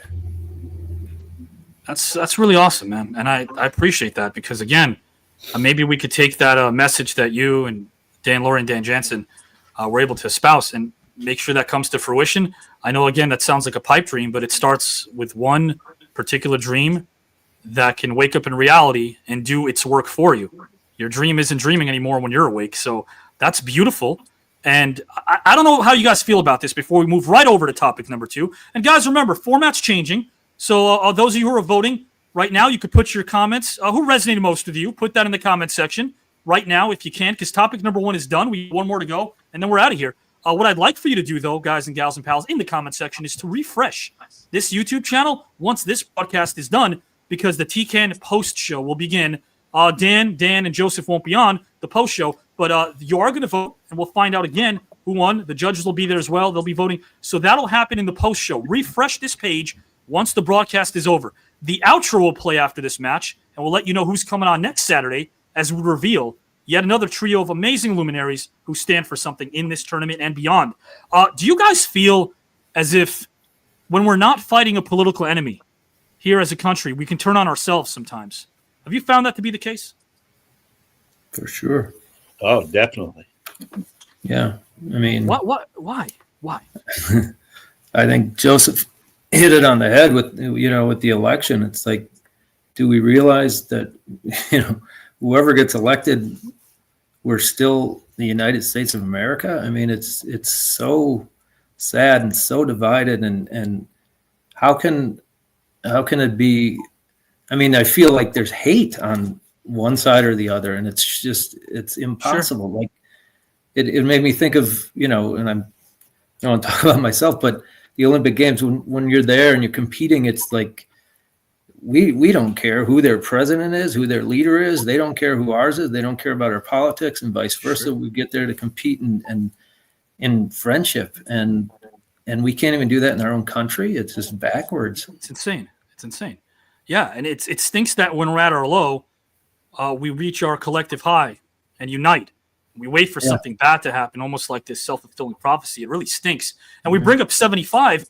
It was so sad to see the state of affairs we were in back then, only to make progress, only to regress, because it doesn't matter if you vote blue or red. That's not what it's about. But there was no president that could figure out the Vietnam War, right? Kennedy gets assassinated. 64, Khrushchev and Kennedy were actually back-channeling with one another through the Pope. They were going to end the Cold War, but then Khrushchev gets shown the boot in 64, a year after Kennedy gets assassinated. We get détente for a little while in the 70s, but then Cold War, the sequel, shows up, and it comes full blast. After Kennedy gets assassinated, LBJ doesn't want to run again in the spring of 68, so he doesn't run. Robert Kennedy gets assassinated. Martin Luther King gets assassinated. We have a president, of course, who domestically and foreign policy-wise did great, but then there was Watergate attached to Richard Nixon. Then we know Gerald Ford. A lot of people complained about the Warren Commission. He was part of the Warren Commission. And then, of course, Jimmy Carter, enter the peanut farmer from Georgia, who we just lost recently. Jimmy Carter was the man who related to the populace, but then he didn't have a lot of clout foreign policy-wise because the Iranians didn't want to deal with him during the hostage crisis. So it's like, where do we go? How do we have a system that can allow one person who has a vision, who has a goal, who may want the betterment of good and mankind to flourish without that getting in the way or outdone? I'm not expecting an answer from anybody here. If you want to, feel free. But isn't it mind-boggling that we don't have a system that can work for us regardless of who's in place or who's on top or who's in control? I think Dan hit on it with the technology going back to 1925, and you had the use of radio, and you had the Joe Millers and the Father Coughlins and the Jules Cohen, who led the Nazi movement in America. But then you get up to 75, we had a more objective. I blame my business. We had a more objective news. We had people who didn't take sides. It was about information. Early television was to stimulate to make you think instead of just what we have now. 90% of the shows start with a dead body. How did it get there? We're not learning. We now have a reverence for ignorance. We are listening to show people. We're listening to the show. We're not listening to the substance. I know I work with single moms, and it's beyond me what I see come down. Not one pro-life bill had anything to do to help that child after it was here. Not even prenatal care. I don't understand. I mean, if you're pro-life, I understand that. That makes sense to me. But what do you do? What responsibility do you take to that child? I'm on my 5th little brother. That's why I'm broke. I put him through school, but I don't understand. I mean, we're athletes. We knew what it was to commit to a team. We lifted all those weights. We did all those practices. We made a commitment to our fellow teammates. Well, that I can see Dan and Joe, that carried over into their lives where they made commitment to people that they didn't have to, but because they were human beings that needed help. And that's been lost. And I blame my business for not stimulating and not being truthful enough on the news. So amen to that. I wish we could do that here on this network and continue to do it because, again, Dan Lauria, Dan Jansen, Joseph Ruud are able to give you guys a slice of their mind, heart, and soul and talk about things that we're not supposed to. But guess what? There's nothing controversial in the truth. There's nothing controversial in being passionate. That's a good thing. Don't lose your passion. while retaining your compassion. I want to bring this up to Joseph. I spoke to my dear friend Mark Henry yesterday for about an hour. We talk a ton. Mark's a dear friend. He's watching. He says hello to you. He thinks you're salt of the earth, loves you in his words. So I wanted to give you that big shout out for Mark Henry, Mr. Joseph Ruud. Absolutely. Hey, Mark. And hey, not born in 1981, a young man, but definitely very wise beyond your years. And I say that as your elder. I got to tell you, you are very wise beyond your years, my friend. So thank you for being you. Guys and gals, topic number 2 is about to hit us right now. We're going to rotate things out in terms of the order right now. I'm going to kick it over to Joseph Ruud right now. He'll be the first to delve into our final topic. And remember, guys, once this broadcast is over, once we bid adieu to Dan Lauria, Joseph Ruud, Dan Jansen, we're going to play an outro. Then you're going to refresh this channel and watch the TKN post show as we all find out in real time who advances to round number 3 of this really amazing tournament, guys and gals and pals, who are filled with amazing names that aren't just about their namesake, but they do something about it. That's what this is all about. Joseph, my final topic for you, Dan and Dan, will be the following. It is about fear. We talked about fear earlier in a roundabout way. What about fear? What do we find scary? Well, I don't know. It might entail some self-exploration, but what we discover about ourselves through open dialogue can be the key that helps us unlock the door. Maybe it'll help us right now because somebody can relate to what your fear was as opposed to what it is today. So my question for you is, what do you consider a scary question to ask today? To ask yourself, to ask anybody you know. What do you consider a scary question to ask today? And part 2 of that is, what did you consider a scary question to ask when you were in your 20s that you don't consider scary anymore? Any way you'd like to approach this, the floor is yours. Good sir. I don't know if it's there's one question that's so scary to me. I mean, I think the only scary things is the answer you give. And if somebody asks you a question, I think sometimes you have to really think. And there's an old Norse proverb about the wisest person in the room is the person that listens to everyone else speak and make fools of themselves, and then you speak last and you're the wisest one in the room. So to me, my fear is always to speak before I'm really informed about what's going on. I think that's like a big fear of mine. That's the question I'm afraid of. I'm afraid of somebody asking me a question I'm not really informed about, and then having to answer it, not being able to say, well, let me think about it. That's scary, because once you open your mouth and you start to speak, you can't take that back. You can't take back what you said. It's once you say it, that's it. And that's your impression on everybody else in that room. Everybody else that's, on that program that you're speaking on, everybody else that you're around, your friends, your family. That's scary to me. Very scary. And I don't know about the other gentlemen in the room, but that's something that I've always kind of thought about. I was like, I hope I'm not forced to answer a question I don't want to answer right now. I don't know enough about it. Usually I just say, let me think about it. I don't know if that's so, a cop-out. Yeah. No, I was going to say that's genius, because in essence, you answer the question.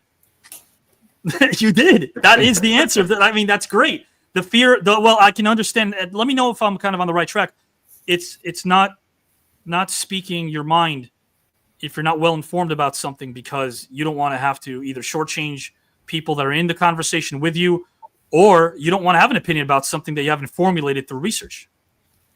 Exactly. Being forced to answer a question that you're not informed or ready to answer. Sure.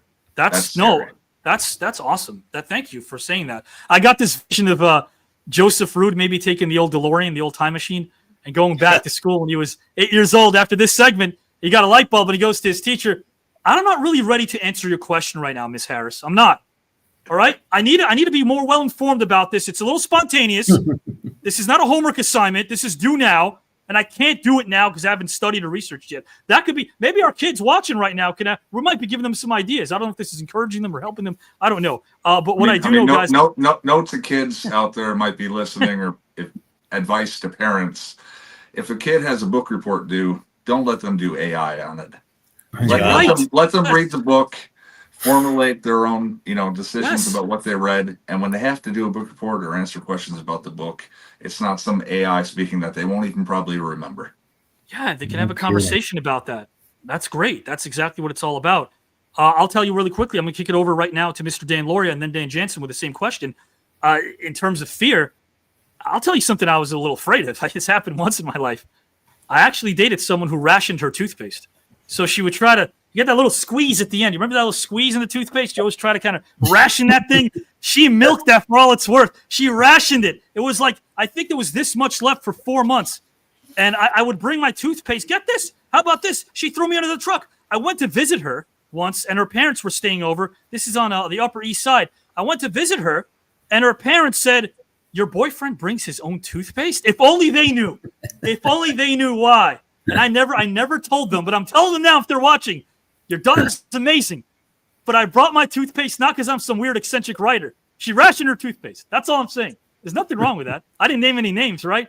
Rationing your toothpaste. That's something I want to bring up. I don't know if that's something that's going to go over with all of you or not, but I have to get it off. It's 2025. Get it off my chest. I feel better having done that, Dan, and Joseph. So there you go. The next question I have right now is for Mr. Dan Jansen. It's the same question for Dan Lauria. Dan, what do you consider a scary question to ask today? And what did you consider a scary question, perhaps, to ask when you were in your 20s that you don't consider scary anymore? The floor is yours whenever you're ready to go. Good, sir. Yeah. Well, first of all, Joseph, I'm so glad you brought up the AI. I'm working on a new play about an old writer and a young writer. And the old writer says to the young writer, why would you have to know anything when all information is at your fingertips? Your thumb has replaced your brain, which is now up your ass. And I'm with you on that. AI, I saw how it was replacing actors. I saw how it was replacing directors, but I never thought it would replace writers. And right now, the writer's strike, they didn't want to hire writers. They just wanted to put a theme into an app, and out comes a script. And I think that's sad. But the question that I had when again, I'm the oldest one, but in 75, will I make it? Will I survive? Will I be someone of worth at some point? We all have, as people who serve, we all have that post-traumatic stress thing. Why am I here when others didn't make it? So you feel an obligation, to do something. And at my age now, that question is not a fear, but then the opposite comes in. Did I make a mark? Did I do enough? Can I do more?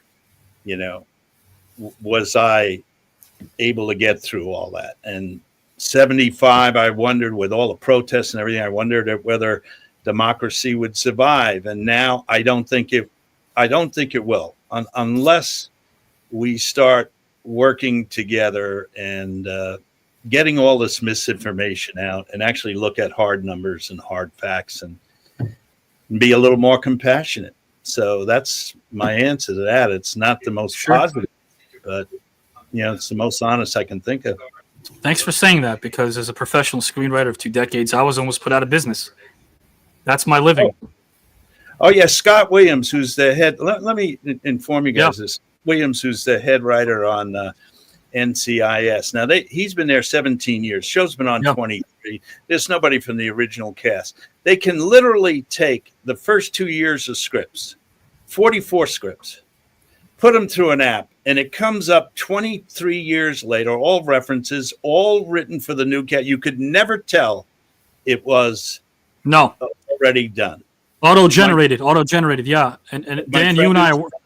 My friend who's a minister, there's an app for sermons. You can take a quote from the Bible, put it in the app, and it comes out with either 5,000 or 10,000 word sermon.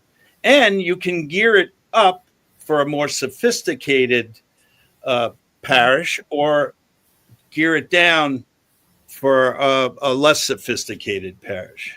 Sounds like something on an infomercial at 2 a.m. Hey, you want your own pastor? That to me is very scary. I'm sorry. It's scary. It is scary. I almost lost the job after 2 decades. Dan, you and I talk about this all the time. We're working on some of your work, some of your screenplays as well, and it behooves me that some of our younger screenwriters out there don't want to do their due diligence and experience what it's like to write. They churn out work that may sound and look presentable, but as Joseph Ruud alluded to earlier, they're missing out on the learning experience. They're missing out on the adventure. And it's showing up on television as well. I mean, yeah, I mentioned Patty Chayefsky to a young writer, and he said, "Oh, she was a great actress." She was a great actress. Yeah, Patty Chayefsky is the man who wrote Network and a lot of other. She was a great actress. She was great. You know, I don't want to knock shows. You know, again, think of Brooklyn Bridge, all these great shows, but there's sort of this kernel in those shows that make the young kids smarter than the adults. And the thing I liked about the Wonder Years, I want to put this and articulate it in such a way, is that if you watch the show, the ending of each episode, more than half of them at least, the narrator, of course, Daniel Stern, the narrator was saying, if I knew then what I know now, I wouldn't have done that. And that's why it's a great teaching lesson. That's why we start these conversations with them, showing it in schools. And that was the difference with the ones that don't make it, and they think they'll make it with this, maybe even the new Wonder Years that came out recently. They have the wrong approach about it. Would you agree, Dan? Well, yeah, Dule Hill's a good friend of mine. I talked to him, and he said when we stuck with the formula you had, we were a pretty good show.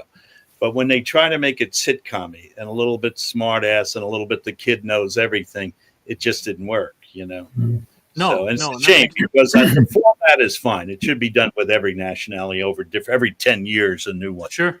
But it's got to be, again, the chemistry of the actors and the writing is what makes it. You can't write a show like that with a machine.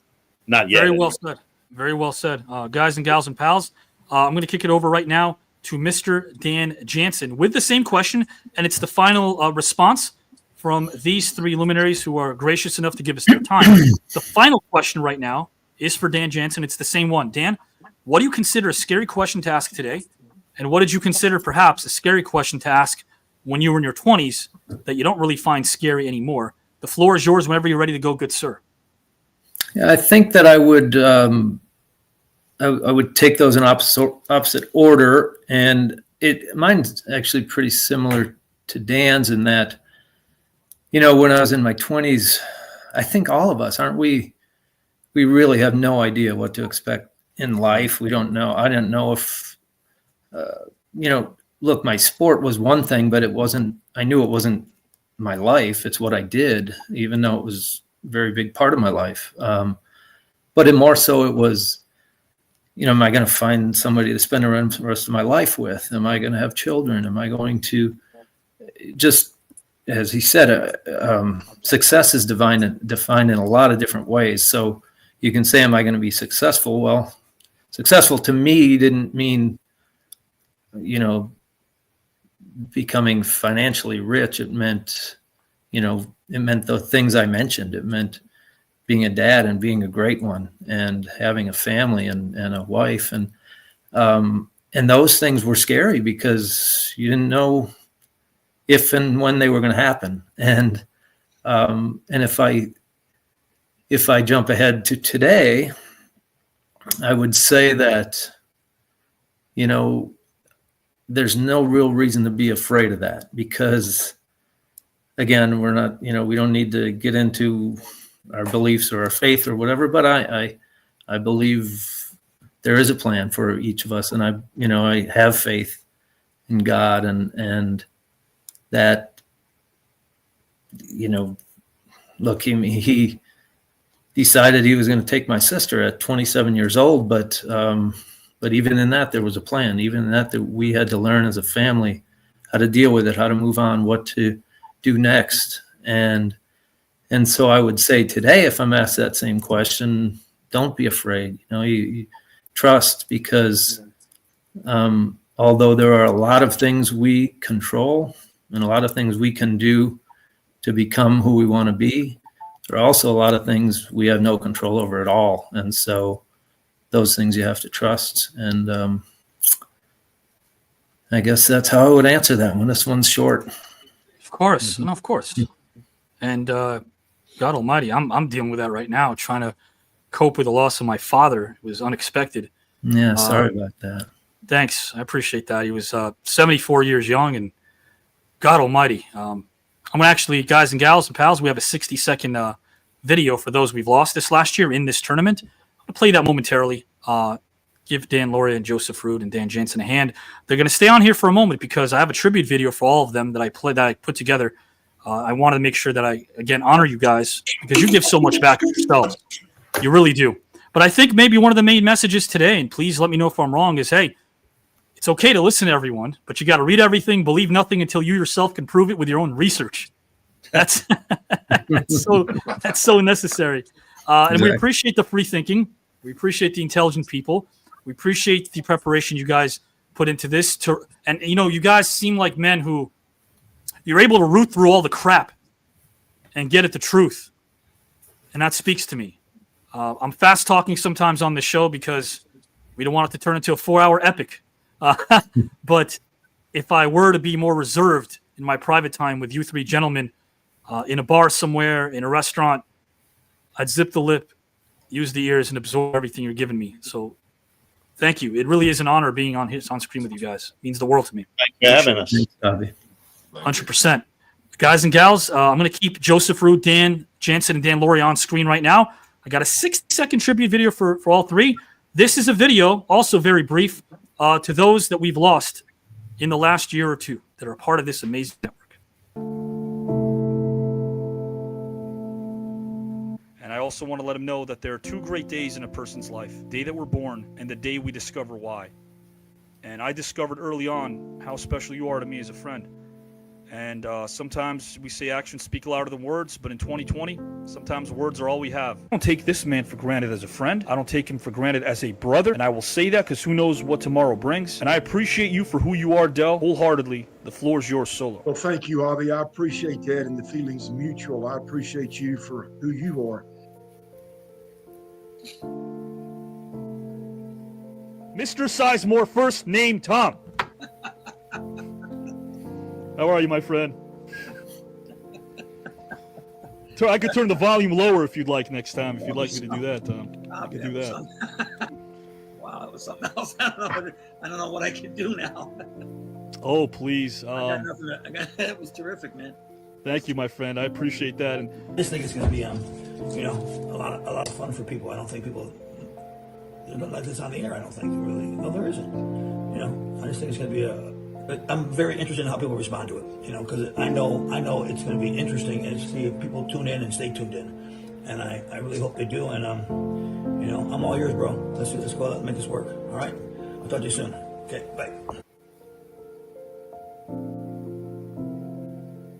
Did you feel as if transitioning to the stage and performing live theater was a natural fit for you? Yes, I did. I always felt very comfortable on stage. More so on stage than I did in film or television. Thank you for being you, my friend. I appreciate you and respect you wholeheartedly. And that goes double from me to you, Avi.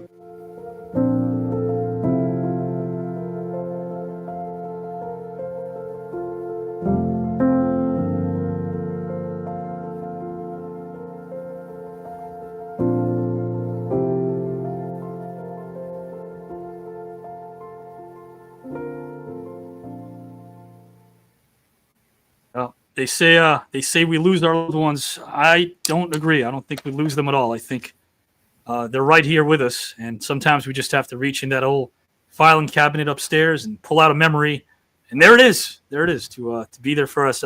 Guys, I'll tell you a quick funny story here.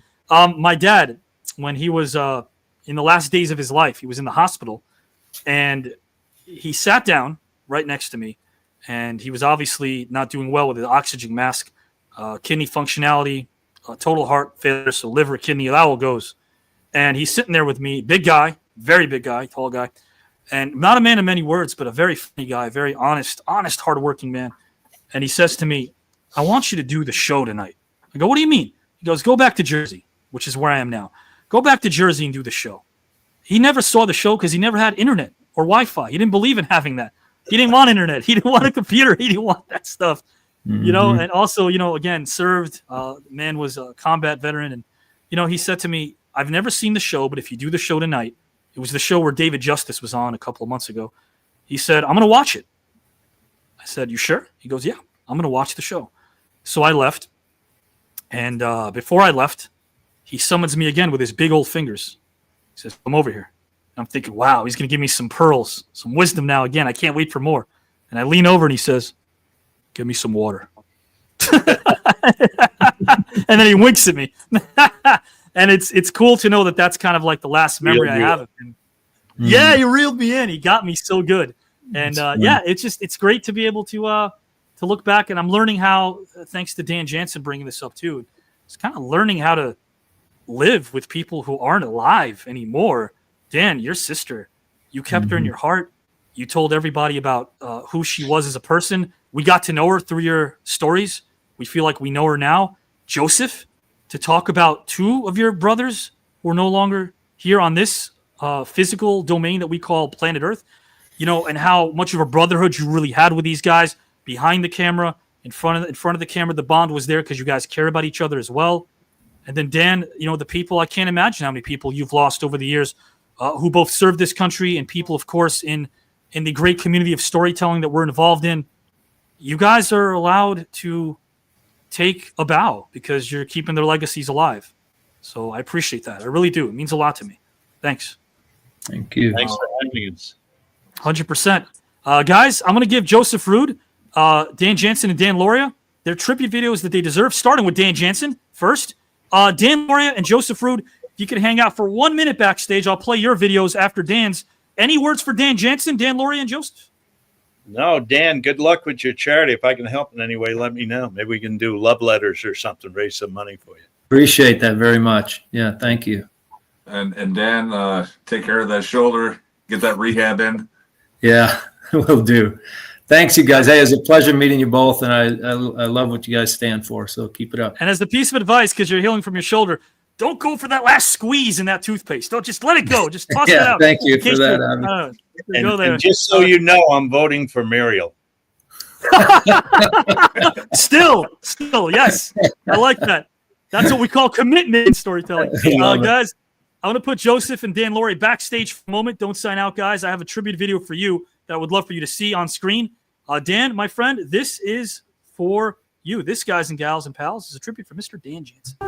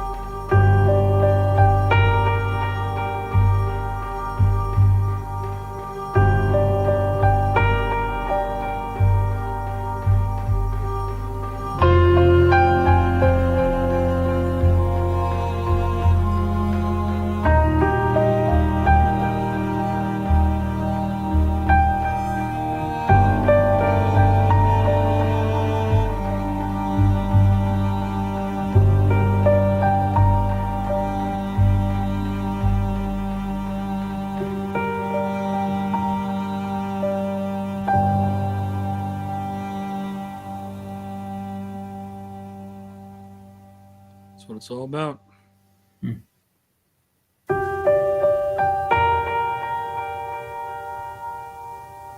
Mr. Mark Rippon. Yeah.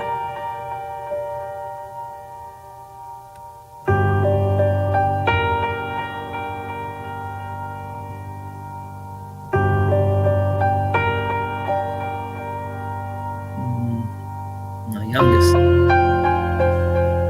Dan and Dan. Yeah. Oh, wow.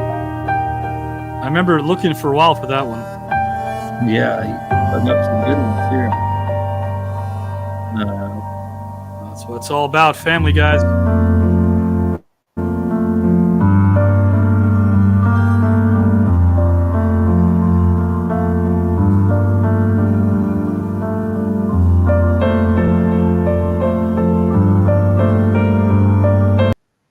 Man, thank you for sharing a lot of yourself, my friend. You are an awesome human being, a really good friend.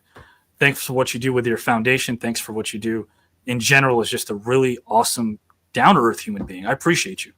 Thank you, Avi, and likewise. And it's been a pleasure getting to know you, and really even tonight, these two guys that are now I met them virtually, and I love them both. And you're doing a great thing here, connecting a lot of people from different worlds. So keep it up.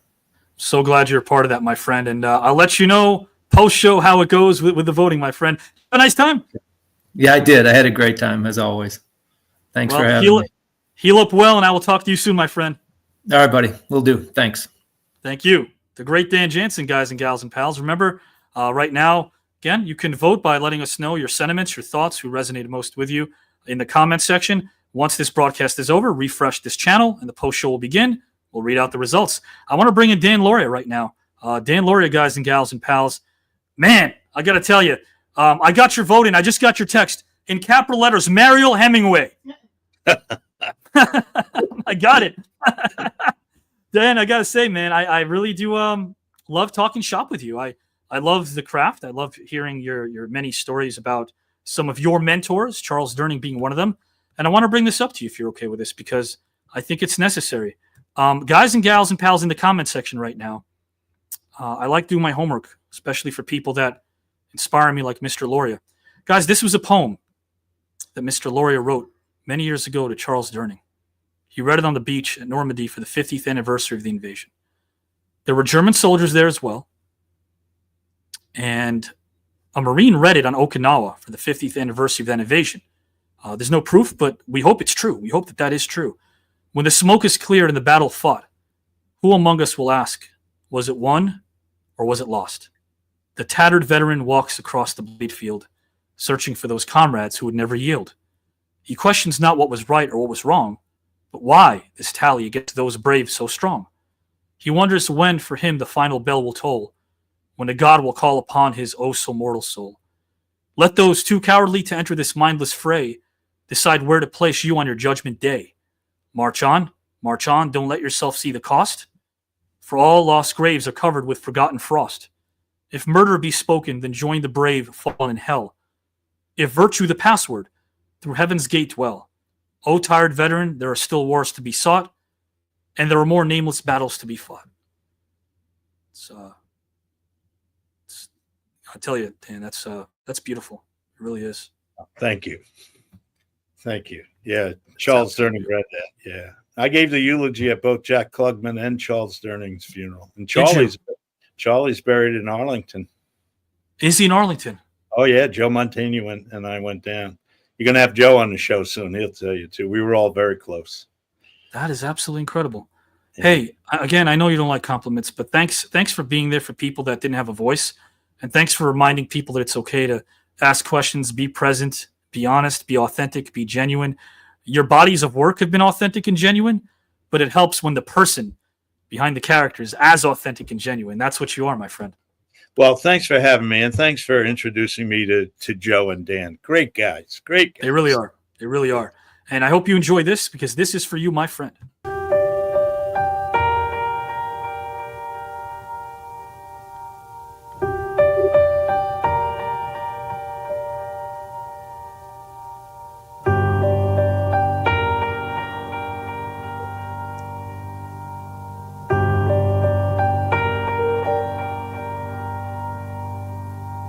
Football days. Lindenhurst. Vietnam.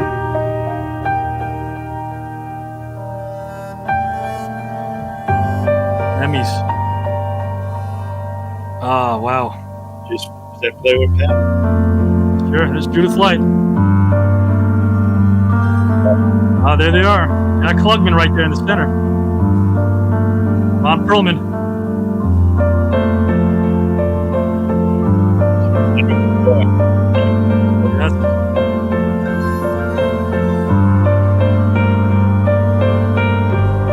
party.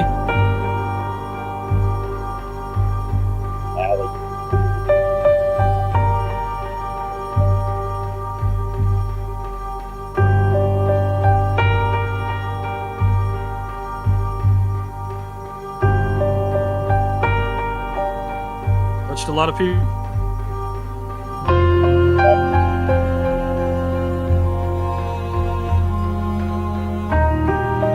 Dennis Quaid, Christopher McDonald,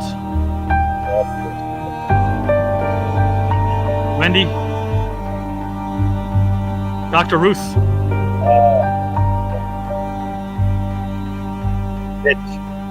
Oh yeah. Incredible. Annabella Ciara, and I believe that was in the background, James Belushi. Yes. No. Yeah, James Belushi. Yeah. Yeah. Oh, we just lost him last year. Yeah. Yeah. There's Joe. Joe, and that's Shad Meachad, president of the National Veterans Fund. Yes, sir. And Joe and I. Oh wow. Handsome man. Handsome man. Whatever happened to him? Oh, geez. Still here.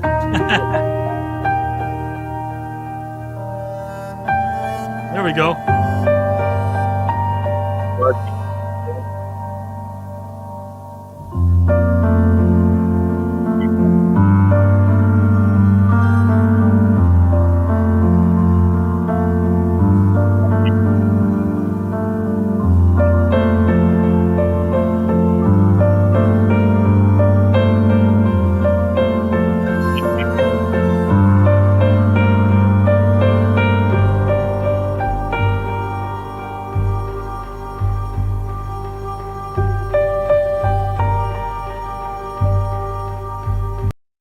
Did you have a nice time, my friend? Had a great time. Great time. Thank you, Avi. Thank you, my friend. I will talk to you soon, and have a great Looking rest forward of the to weekend. Talking about writing with you soon. 100%. You have a Right. great rest of the weekend, my friend. You too. Take care. You too, my friend. Dan Lauria, thank you so much. Again, guys, what a class act. He's class personified. And so is our next friend here, our next participant in this tournament, Mr. Joseph Ruud, who's kind enough to share his Saturday night with us as well. Joseph, did you have a nice time, my friend? I had a great time. Good getting to hear from Dan. Dan, it's pretty funny. I grew when I was growing up, watching on network, TV, the Wonder Years. So it was sure a cool experience to be able to listen to him and the stuff he's been through. Yeah. Yeah. He's such a pearls of wisdom. But what I like about Dan is that his humility is so rare in the film and TV and stage world. There's a lot of gems out there. There's a lot of people I've worked with who have that. But when you come across it, you notice it. And he gives back. You know what I mean? Like the thing about Dan Lauria is he gives back to so many and never asks for anything in return. That's sort of lost. And I could say the same about you because, working for a very brief period of time for Dennis Carluzzo back in the day, I came out of bodybuilding. I didn't know anything. I remember one of the first things that I was told by Ted Petty, who played Rocco Rock. He portrayed Rocco Rock. He said, slip on a banana peel and do-si-do, and I didn't know what he was talking about. But I pretended like I did. And it was because I was so quiet and kept, my lips zipped and listened to some of the veterans that, I want to pay it back to wrestlers who are more than just wrestlers. They travel up and down the road without an off-season like you. They have loved ones like you. You give your attention and time to the missus, to the daughter, to the family. And, people think you live such amazing lives that are filled with pomp and circumstance, but you hit a town, whether it's overseas or domestically, and you're lucky if there is a Waffle House open at 2 a.m. You're lucky if you can get to sneak a quick workout, maybe a quick nap, and then go right to the arena, and then it's lather, rinse, repeat, and you do it all year long for your fans. That's selfless, man, and you do that. So thank you for doing that. Oh no, it's great. I mean, it's a great job because you get to see, the kids. And that's what it's about. You get to see the kids live in person while we're performing and see how it affects them. And it's a cool thing, man. What question I want to ask you really briefly. I have your video queued up here. I want to play it as well. Some of the viewers are asking, and I guess I'll ask you right here. What were some of the greatest qualities of as they know them, as a Bray Wyatt or as a Luke Harper, greatest qualities as human beings, since you knew them so well? It's funny because when we were coming up, and when we got called up to the main roster, so we had been tagging together since early 2012, 2000, and it was funny when we got called to the main roster. People, had this preconceived notion of us because we portrayed these, cult-like hillbillies from Louisiana swamps, and we just looked at each other and we're like, we're just all dads. We're all family men.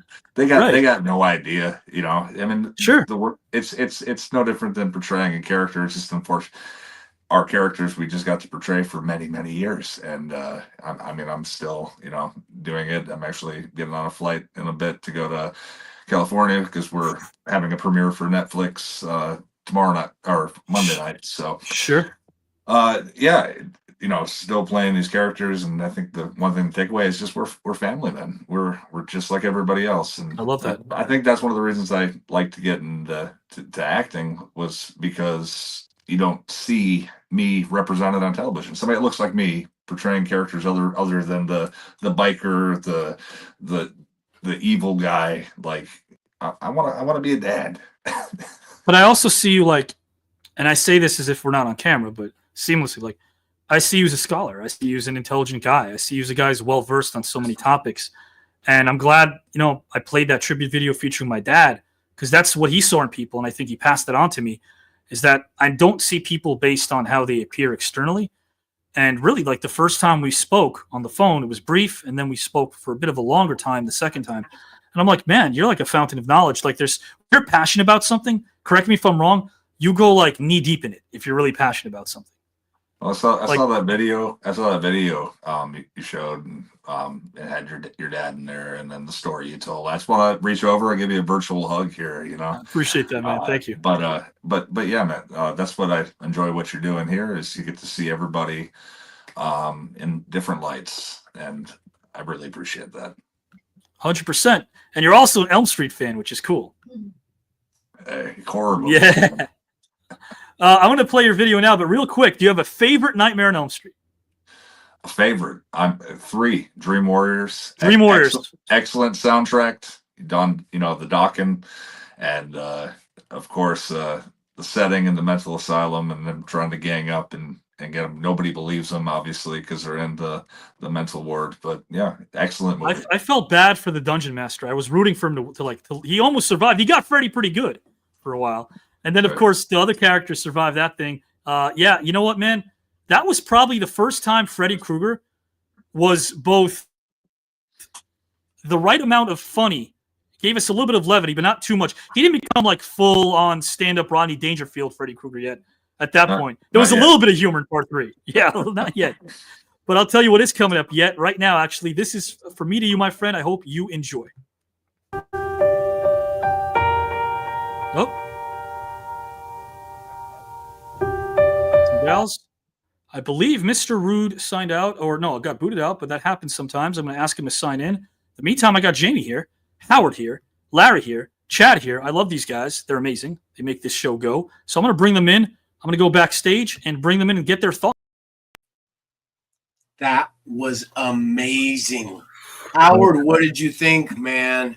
I don't know where to start. And it's, I wrote in the comments section, I could so see Joseph Ruud being a college professor, right? Yes. Playing a role like that. And Yes. I was thinking it, and then Avi was just like, yeah, I love the fact that you seem like a very intellectual, smart guy. So again, to me, it's about breaking the boxes that their industries have placed him in. And I think that's what we see all the time when we're here.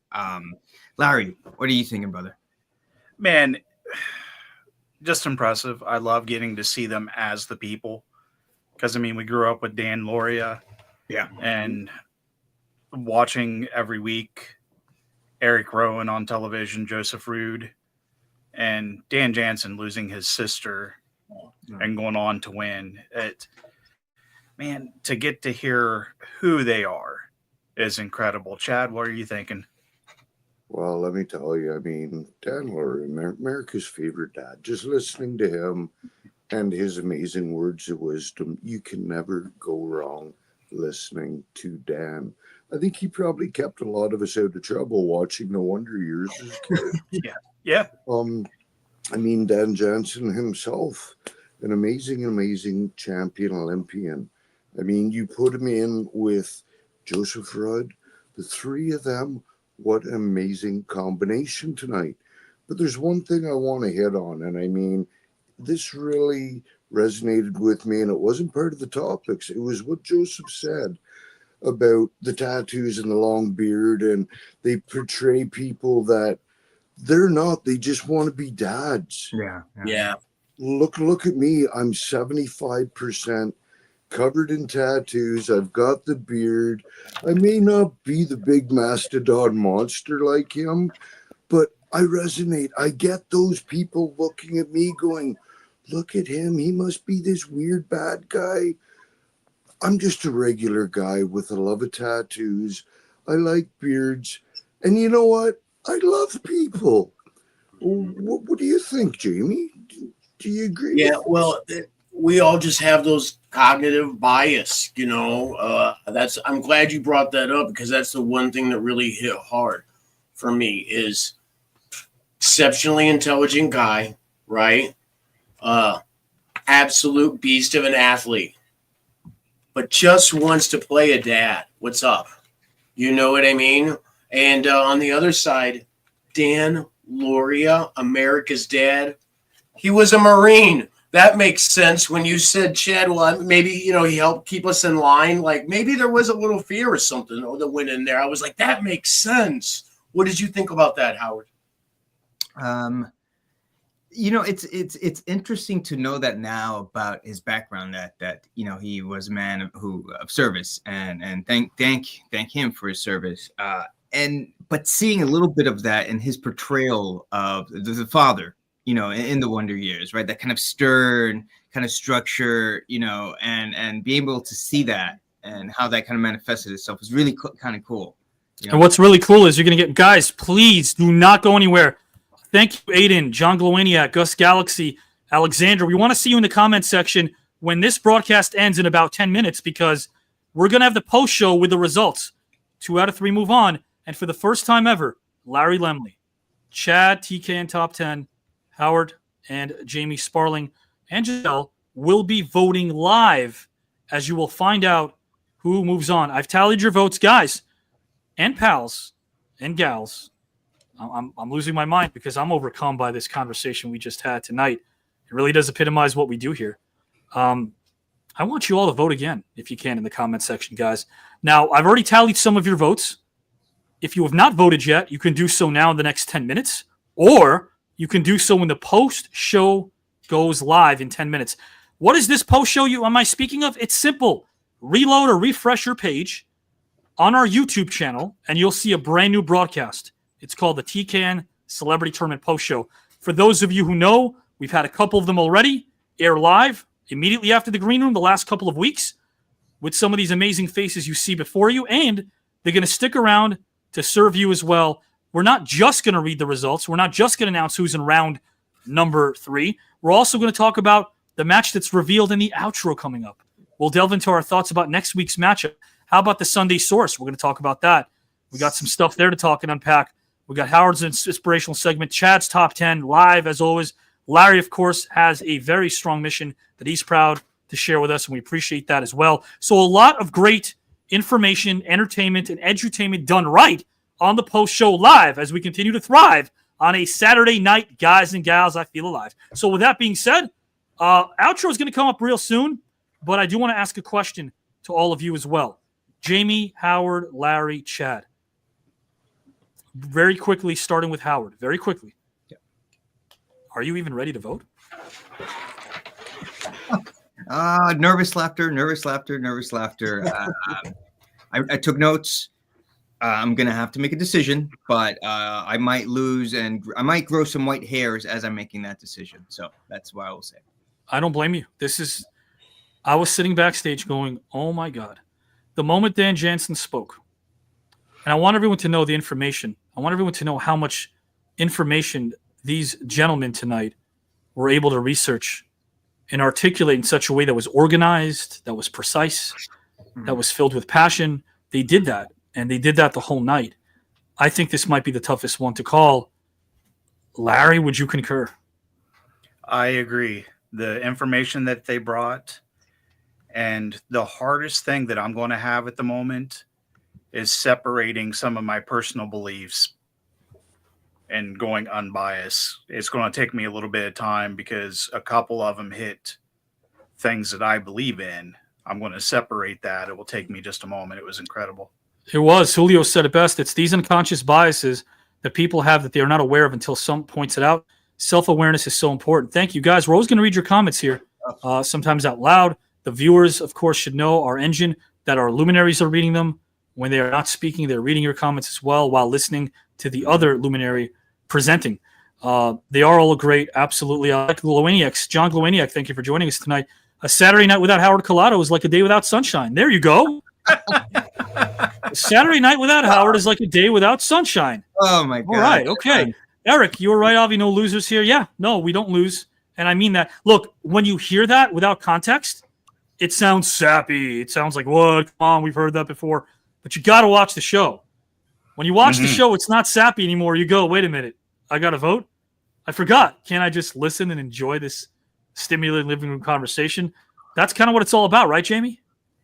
I couldn't agree more. And it's so hard to separate those things, like you said, Larry. I mean, it was so close to me that it was hard for me not to actually weigh in the fact that Dream Warriors 3 of Nightmare on Elm Street was his favorite. Okay. That wasn't one of yours? You didn't like that? That is my favorite, hands down, for all those reasons. So at that moment, it was like, but hold on. Who stayed close with the competition? For about 5 years, I couldn't fall asleep in front of the TV. If you watch part 3, you'll know what I'm talking about. There's a really interesting scene. God almighty. Oh, yeah. I'm not going to spoil anything else. I also loved how they brought back John Saxon, who, by the way, connection to the martial arts world was in Enter the Dragon. So he played the father. He played Nancy's father. And he comes back in part 3 to fight Freddy in a junkyard. And that fight scene was incredible. For 1986, it premiered in 87, but shot in 86. It was so well ahead of its time. Who better to talk about that than a guy like Chad, who respects the horror genre? Chad, are you a Nightmare on Elm Street fan? You know what? Out of most of the horror movies, I would say, and I'm not trying to be funny, but it's probably one of my least favorites. Part 3. Yeah. Number 1 was really big for me just because, you know, the original always sets the tone. And then it had to go right to Dream Child. Like, that one just... Okay, Dream Master and Dream... So Dream Master was 4 and Dream Child was 5? I believe so. Okay. And that's one where Miko Hughes came in. Yes. They're almost like one movie. Part 4 and 5 are almost like one movie. That's right. Kind of like Godfather 1 and 2. Yeah. Yes. Yes. And I mean, for me, that one was, I think to me, that was the cream of the crop. But Sure. I mean, for number 3, Avi, I do have to agree. The junkyard scene on how they dealt with Freddy, it was amazing. But I don't want to take any credibility because that's only my opinion, right? Well, no, it's not just your opinion, guys. It's an opinion, and it matters because you're Chat TKN Top 10. And you always I can give you top 10 reasons why to listen to Chat TKN Top 10, but probably 10 more. Sure. Guys, I want to say this right now as well before we delve into Well, Chad, first and foremost, is this probably maybe one of the most challenging nights to vote? You know what? I can honestly say this really, really was. I'm not going to tell you how I thought at first, but I honestly thought for one person, this was going to be a runaway match. And that wasn't being biased. That was just plain of what I've witnessed on how each of these competitors have battled. But it was far from that tonight. This was so evenly matched. I mean, I almost have no hair, but the little bit of hair that I have, I was almost pulling it out. What are you talking about? I've told you that you do this way better than I can ever hope to. So Right. I don't know what you mean, man. You look great. You always look great. And guys, I could say that about Larry, and I will, Howard and Jamie. Look, What makes this group so special, it's not just because they're participants in this tournament and they got their own shows under this umbrella. What makes them so great is that they're thoughtful. They're in the comment section with you guys. We call it the trenches right there because we're all doing this together. They're doing it every day. They're doing it 7 days a week. They're talking about TKN to their friends and family. They're messaging people. They're posting. They're doing it every day. And I love the fact that we bleed TKN because TKN bleeds humanity. And sign me up for anything that bleeds humanity any day, consistently, especially when you do it with people you trust. And these are men that I trust, especially, when we get to do this right now after the show. Guys, again, please refresh, reload. We're not done. Let your friends know. We want everyone there in the comment section and more to join us. Here's what's going to happen. I'm going to play the outro. We're going to check out the outro. We're going to enjoy the outro. We're going to see your top 10, who you guys think are the top 10 contenders in this tournament thus far. Then at the very end of the outro, it gets pretty exciting. You might see close-ups of Jamie and Howard and Chad and Larry react because they're going to find out, just like all of us, who is up next Saturday night. And then as soon as we go off air, reload this page, refresh this page. Wait about 5 minutes. Because these gentlemen are going to receive different links. They're going to sign in. And once they sign in, the post show will begin. It's an after party, and you will be seeing Jamie, Howard, Larry, Chad, and Giselle. They'll be put on the spot live in front of the camera as they vote one topic at a time. Jamie will let us know who he votes for topic number 1. Then it'll be Howard, then Larry, then Chad, then Giselle, then Jamie will go for topic 2. We're going to rotate it out. And if you guys and gals and pals, I've tallied your votes in the comment section, but if you haven't voted, you can also vote, get that last minute vote in during the post show. And remember, vote is positive because at the end of the day, this is not the last of Dan Jansen, Dan Lauria, and of course, Joseph Ruud. It's not the last of them when it comes to what they're doing, but it's also not the last of them when it comes to the great work they do here at TKN because you're going to be seeing more of them in other capacities, maybe as judges, maybe with their own shows. There's a lot going on. You heard Dan Lauria bring up the fact that one of the last things he said was we're working on a lot of his projects behind the scenes, Dan and I, on his screenplays. It's kind of what I do for my bread and butter. So there's a lot going on right now, guys. It's a great time to be a part of this thing because we're soaring and we're roaring, and it's all positive. So put that vote out there and let us know who resonated with you and why. And then tomorrow night, starting 7 p.m. Eastern Time, live here on this YouTube channel, you'll be seeing some amazing storytellers in the form of the Green Roomers do their thing with their own shows. Local listings, you might be surprised. Watch what we have going on as early as 7 p.m. Eastern Time live. And guys, gals, I guess right now I need to really let you know that I'm very, very excited about 2025. I'm under the weather today. And boo-hoo, we all get under the weather. It's no big deal. Got a little cold over here. Chad doesn't care. He's in Canada. He's laughing at our cold, our version of what cold is. But so is Jamie. But I'm a little under the weather, but it's funny. This was the only time I felt good physically. The only time I felt real well was the moment I signed in before we went live. That's like to say that you guys and the show is my elixir. Feel it. If you feel a certain way by watching the show or participating in it or both, don't let that go. That's the good in our life. That's the good. You go back to social media, it might be filled with toxicity. It might be filled with moments of untruth. It might be filled with arguments and disagreements with people. You might be also processing that and not engaging, which is smart. And after a while, you start to lose your hope when it comes to human beings in general. You ask yourself, are these bots? Is this AI? Can Sammy across the street or Daniel down the road or David down south all of a sudden morph and turn into monsters? The answer is no. The answer is quite simple, I think. We're a product of our surroundings. We learned those lessons from our parents. I certainly did from my dad. You surround yourself with people who are positive, you can embrace that positivity. We've had some cynical people here in the form of luminaries who now are also bleeding TKN behind the scenes and in front of the camera. What Mark Metcalf said last week was awesome. He didn't know what this was, and he didn't know how you can have a tournament based on philosophical conversations. But we are. We're doing it. It's because we're surrounding ourselves with the people. This isn't done because of me and my topics. This is done, and this is succeeding because we're all working on this together. This is an ensemble. It's why Howard and I and Jamie connected years ago. It's why I remembered them years later. It's because they don't know this in so many words, but they should hear it. They spoke a truth on stage that I never forgot. The only lie that would have existed, and storytellers can get this, the only lie that would have existed is if I turned that voice in my brain that said, call them up, present them with this journey that we're about to embark upon. If I pretended to not hear that voice, that would be a lie. That voice told me, call them, call them. They inspired you to keep going. They inspired you to love this craft.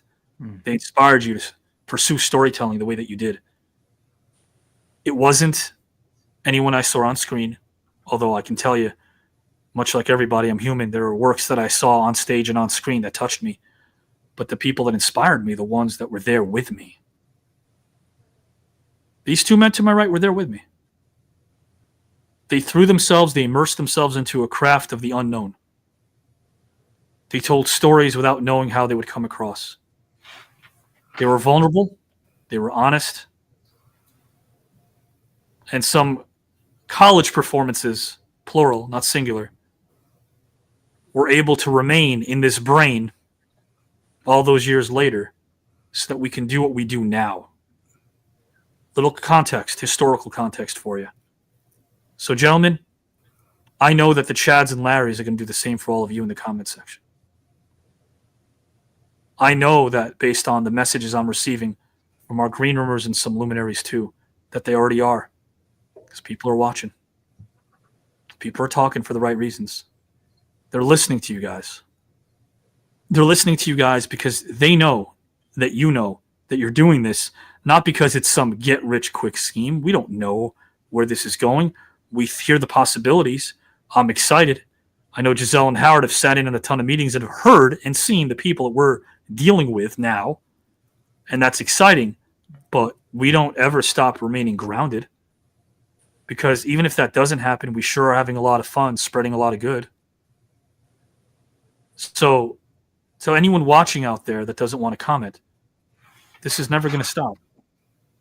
It's never going to stop, because we're always going to put you first and serve you. We're never going to stop doing this, because I'm not here to make money, and that's why it's free.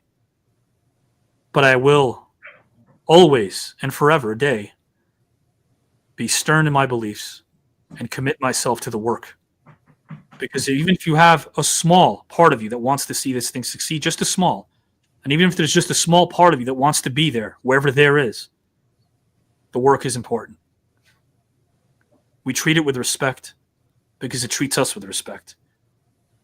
Not just because of these moments where we're live in front of the camera saying hi to the people we love. It's because we're saying hi and hello to the craft that we love. That gave us a Howard Collado and a Jamie Sparling and an Avi Klein. They gave us a Larry and a Chad and everybody else watching. That's my vulnerability. That's my heart right now on full display. We're going to work. And for those that don't understand what that means, for those that think, what's the point? What do I get out of it? I feel sorry for you. The human experience is what we get out of this. And I'd rather be sappy than cynical. Not here to change anybody's mind. I really don't care. But I also don't scare when it comes to much. Except for the following.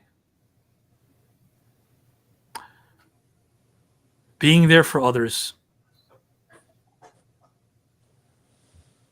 that wouldn't think of you twice when it came down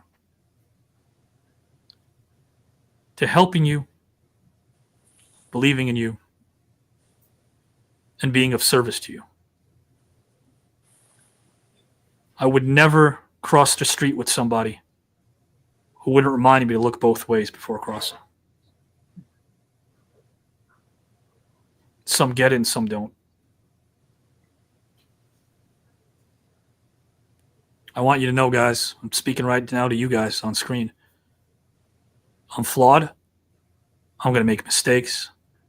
I won't be your favorite human being sometimes. But just know that I'm not trying to be your least favorite human being.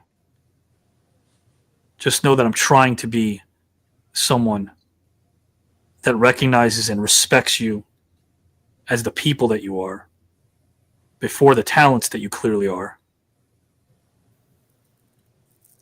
And that's why we do what we do. So once this broadcast ends, we're going to have a lot of fun.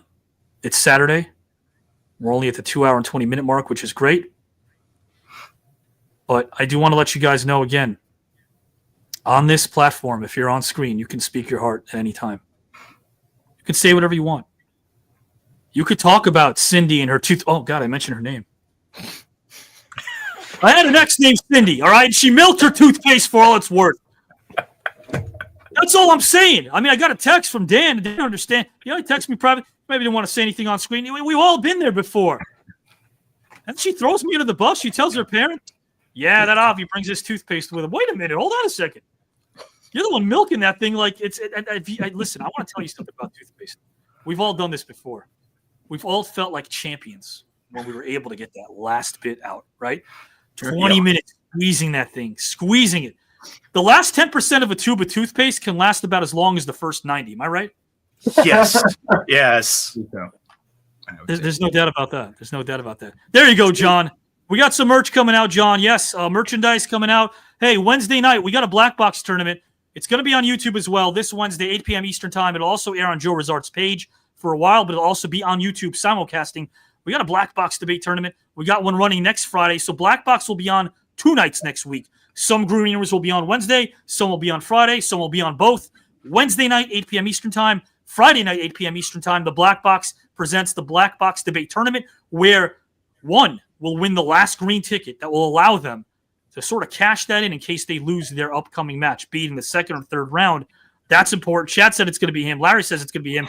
Jamie says it's going to be him. Howard's looking for his green ticket as well. Who knows? JW might be there. We might see a JW Howard match in this black box debate tournament before we see the real one go down in the Green Room Celebrity Tournament as well. So, guys, a lot to look forward to. That's Wednesday and Friday. Tomorrow, Sunday Source, 8 p.m. Eastern Time. I'm going to play the outro, but I'm not going to close this thing out. I want to kick it over to Jamie, Howard, Larry, and Chad with any final thoughts about what happened tonight, about this elongated monologue. I'm sorry that I had to just get out. Anything they want on their mind, the floor is theirs. I'll pop in to play the outro, and then the post-show will begin. Avi, thank you for those words that you said earlier. It really took me back in how long that I've been inspired by both Howard and you.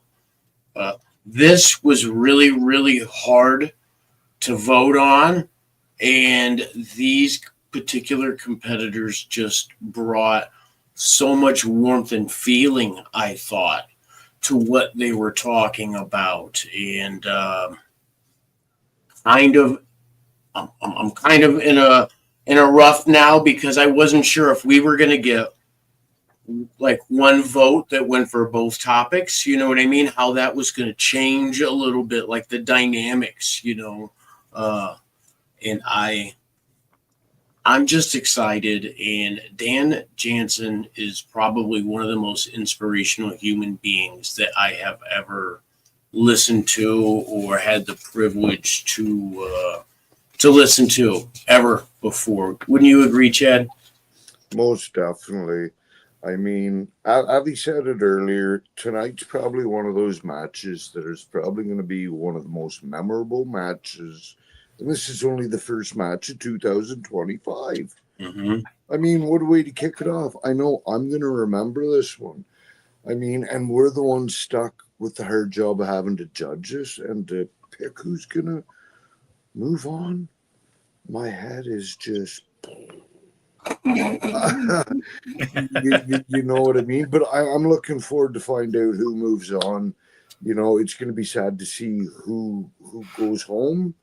But unfortunately, it's going to happen to one of them. and everybody's going to have to stay tuned to the post show to find out. Yeah. You know what I mean? What do you think about that, Howard? Hey, Giselle. Hello. Hey, Giselle. Yeah. Chad. Well, first of all, Avi, thank you for those sentiments. I kind of went down memory lane myself, just kind of thinking about so much of what you were talking about. When that initial spark and fire is lit, as a storyteller and as a human being, that's what I think when I go back to those times. And I feel like those times are so important to keep in mind, because there are going to be those days where you're like, do I still have that fire? Do I, feeling lost or whatever, or you're questioning your ability, So when you kind of think back about those years, it's like, that's right. That fire was there, and watching Jamie, do his rendition of Billy Bibbit in One Flew Over the Cuckoo's Nest, and the specific, specificity in your work, working again with Avi, and then just seeing the total intellectual, philosophical beast of a man, of a person that he is, that blew me away. And also, but back then, still seeing that amazing storyteller with choreographing the fights and just, all of that. Sorry, that went off on a tangent a bit, but the point I was yeah, Howard, with you, brother. The point I was making is that initial spark and fire that gets ignited, and I think that we see every Saturday night here with each competitor. What's that fire that sparks them, right? That gets them going. That gives them passion. That gives them a trajectory in their life. We are made even much more better to witness that. So to figure out who in the world I'm going to vote for tonight. I'm you can't see, but I have white hair, and there's more that's going to be growing as I make this decision. I am just grateful for all you guys on this screen. And guys, if you want to find out though who did win, definitely tune in for this post show, because it's gonna be, as the kids say, en fuego, baby. So lit. They say lit. That said, Giselle, your thoughts. Great to have you. Well, I am already reflecting on our prediction promos and what we may have said or not said, and how much of that is true or not true after this match, because this may very well have turned things upside down. And we ended 2024 in the best way possible, and now we have kicked off 2025 in the best way possible. This is definitely going down as one of my favorite matches of round 2. We're in the second half. Not saying a lot, because there have already been some really, really good matches in round 2. So I don't know what's going to come after this that could possibly beat this. The topics, both topics tonight, are incredible. I love where they all took them, where they went, how their experiences played so much into their answers for these topics. And you will find out who I am voting for per topic on the post show immediately after this. So once the outro plays, once we see who is up next week, give us about 2 minutes, refresh that YouTube page, and then join us for the post show, or as I like to call it, the after party. Larry, what are you thinking, buddy? Man, tonight, just my favorite match of 2025, definitely. But it's in my top 5 of period. And I'm gonna go back to what Avi said at the beginning. Avi, I appreciate you, my brother. The conversation we had earlier today when you were checking on me, I appreciate that. You have no idea how much, because I've been under the weather, and like you, this is my cure potion that has just perks me up every Saturday night. And Howard, the meetings that we have, brother, I love you. I appreciate that. Chad, I know I haven't been in big communication this week. I apologize, my friend.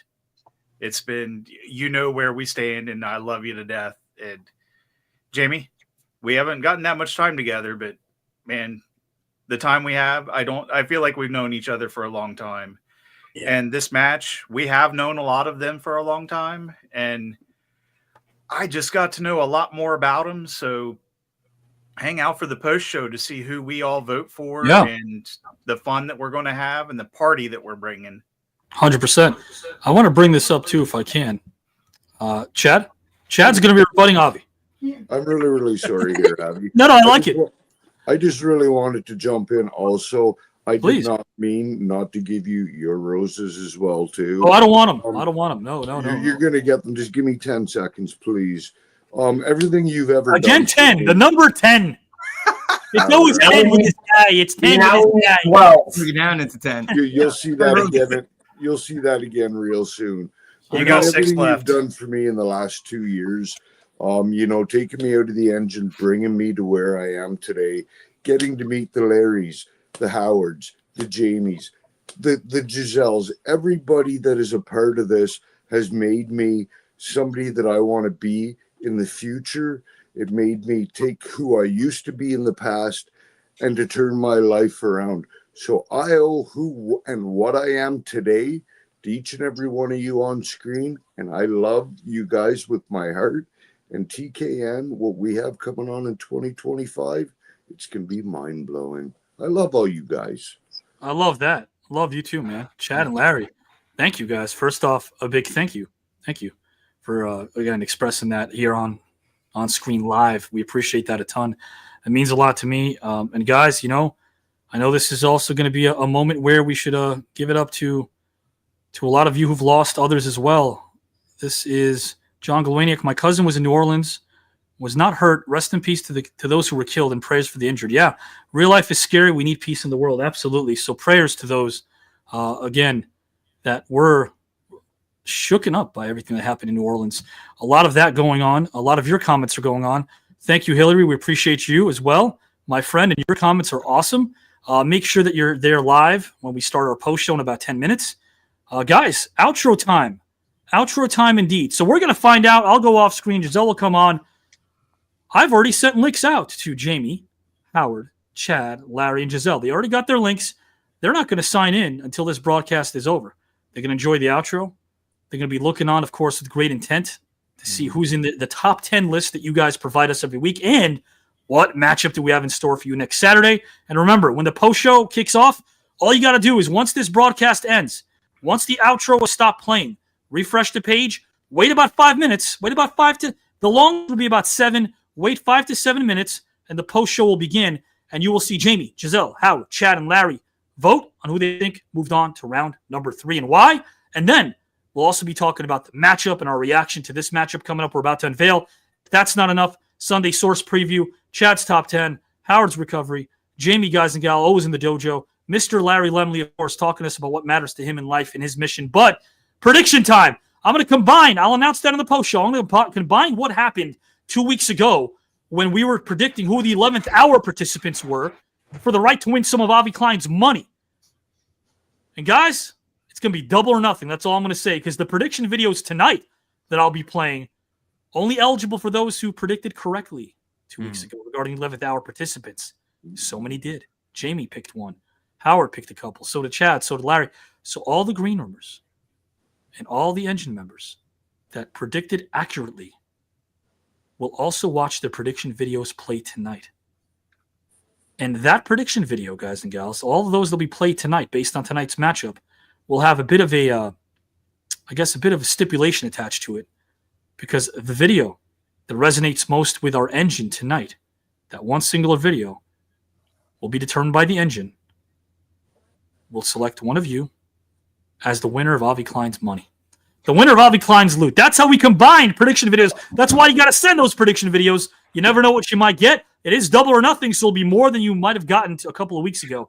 So we are playing for some real awesome cash as well. Why not?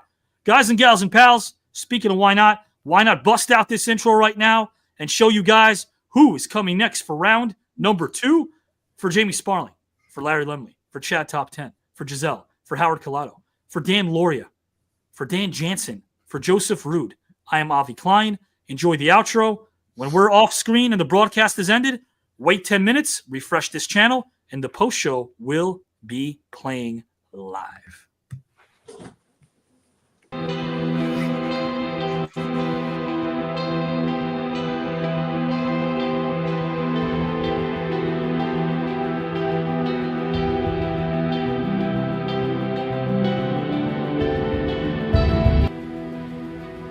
Obsession's going to be talent every time. You got all the talent in the world, but are you obsessed? Is it all you ever think about?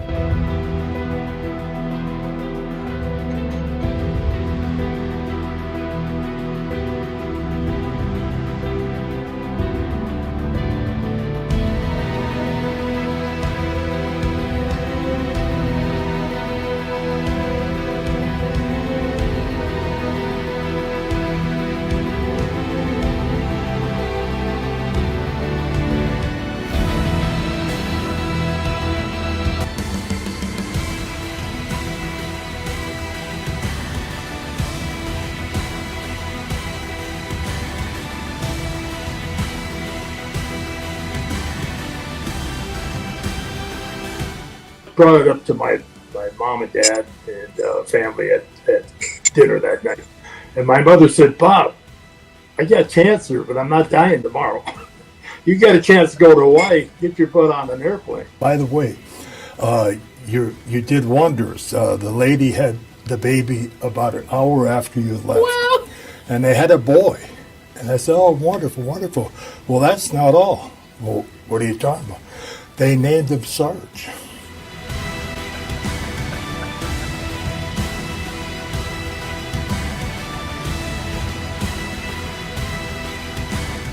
As I could be playing hockey, and anything outside of that at that time didn't matter, and I forgot to take the enjoyment of it. And I think that's one of the biggest things. You got to look and smell the roses. On the off days or certain days he didn't make me practice, I could take some off time and relax a little bit. And when I was away from the rink, you just try and forget about hockey a little bit, so that way when you get back to the rink, you're fresh.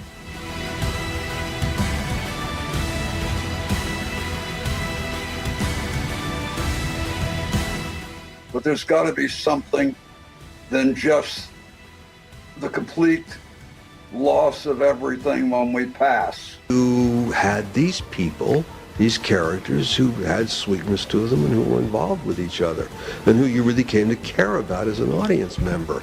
And that was the magic of the cast.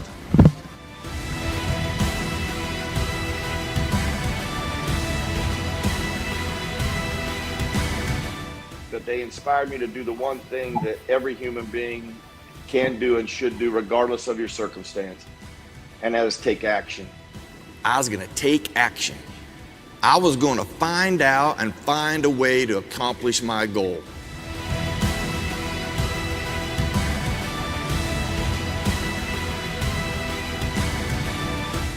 Life changes, and if we're going to change, we have to adapt or die. And it's an opportunity for us to make films and make good films again with your support. So we have to really come back and tell stories again.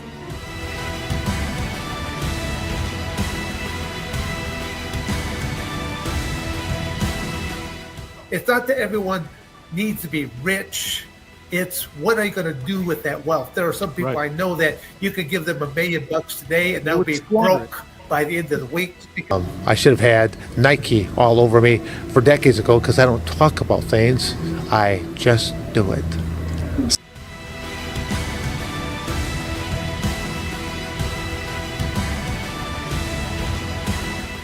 Mentally, you can do certain things that are possible to you, but is everything possible realistically to you or that person?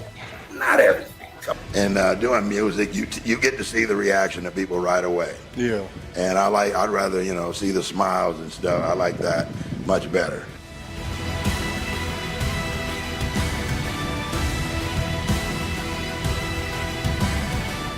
You got all the superstars there, you got celebrities there, you've got all kinds of things going on, and you got one of the greatest call of all time. It's been, to me, the most fun part about conventions and Comic Cons and things like this are seeing old guys, which I don't get to see that often.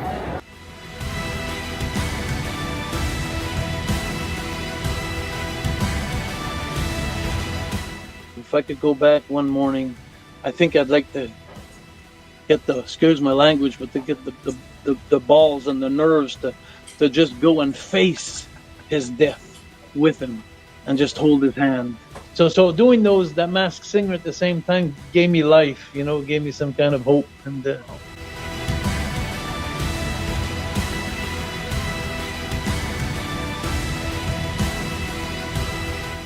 You're taking your path, but we're all trying to get to that same spot, which is the truth, that nobody for sure, absolutely, positively knows what that is until we hopefully get there. This is the path I'm taking. I don't know if it's the right one, the wrong one, or any better than anybody else's, but it's the one I'm on, and it's too late to change roads. Because you both are fighters. It's no different than playing football. It's a fight on each side. All of a sudden, you look at this guy and say, you know what? This guy's pretty tough. I want to thank the fans also, because it wouldn't have been possible without you. All you fans, if you're not a Ram fan, you're some kind of fan. If it's baseball, basketball, football, you should give yourself a round of applause for and foremost for coming out. It's bad in all colors, but if this is humanity, we all need to pull up our bootstraps and say, you know what? We're going to make this work. I had a chip on my shoulder, and I played like I was going to just basically, I wanted everything. I wanted to just be successful in life. The world has changed, and we need to continue to move forward. We really think we're the best. Then let's show the world we're the best. I told them to enjoy the moment, because they'll never experience another moment like that. That's one of a kind. It became evident to me that, and largely due to the influence of his mother, that his faith in God was sincere and very real. And that, in my opinion, puts him over the top. Very simple. Yeah. Everybody's got a price. I live by it and it works. But what I love about sports is it's about the numbers. It ain't about the story. So let's break down the numbers at UCLA. Always, the best, cinema's at its best when it's telling a story that needs to be told. It's the guy who's willing to die who's gonna win that inch. And I know if I'm gonna have any life anymore, you gotta look at the guy next to you. Look into his eyes. Now I think you're gonna see a guy who will go that inch with you. You know what? Maybe one of the world's problems will get solved by listening to this show. I'm gonna win this whole thing. Watch. I know you are, Tom. I know you are.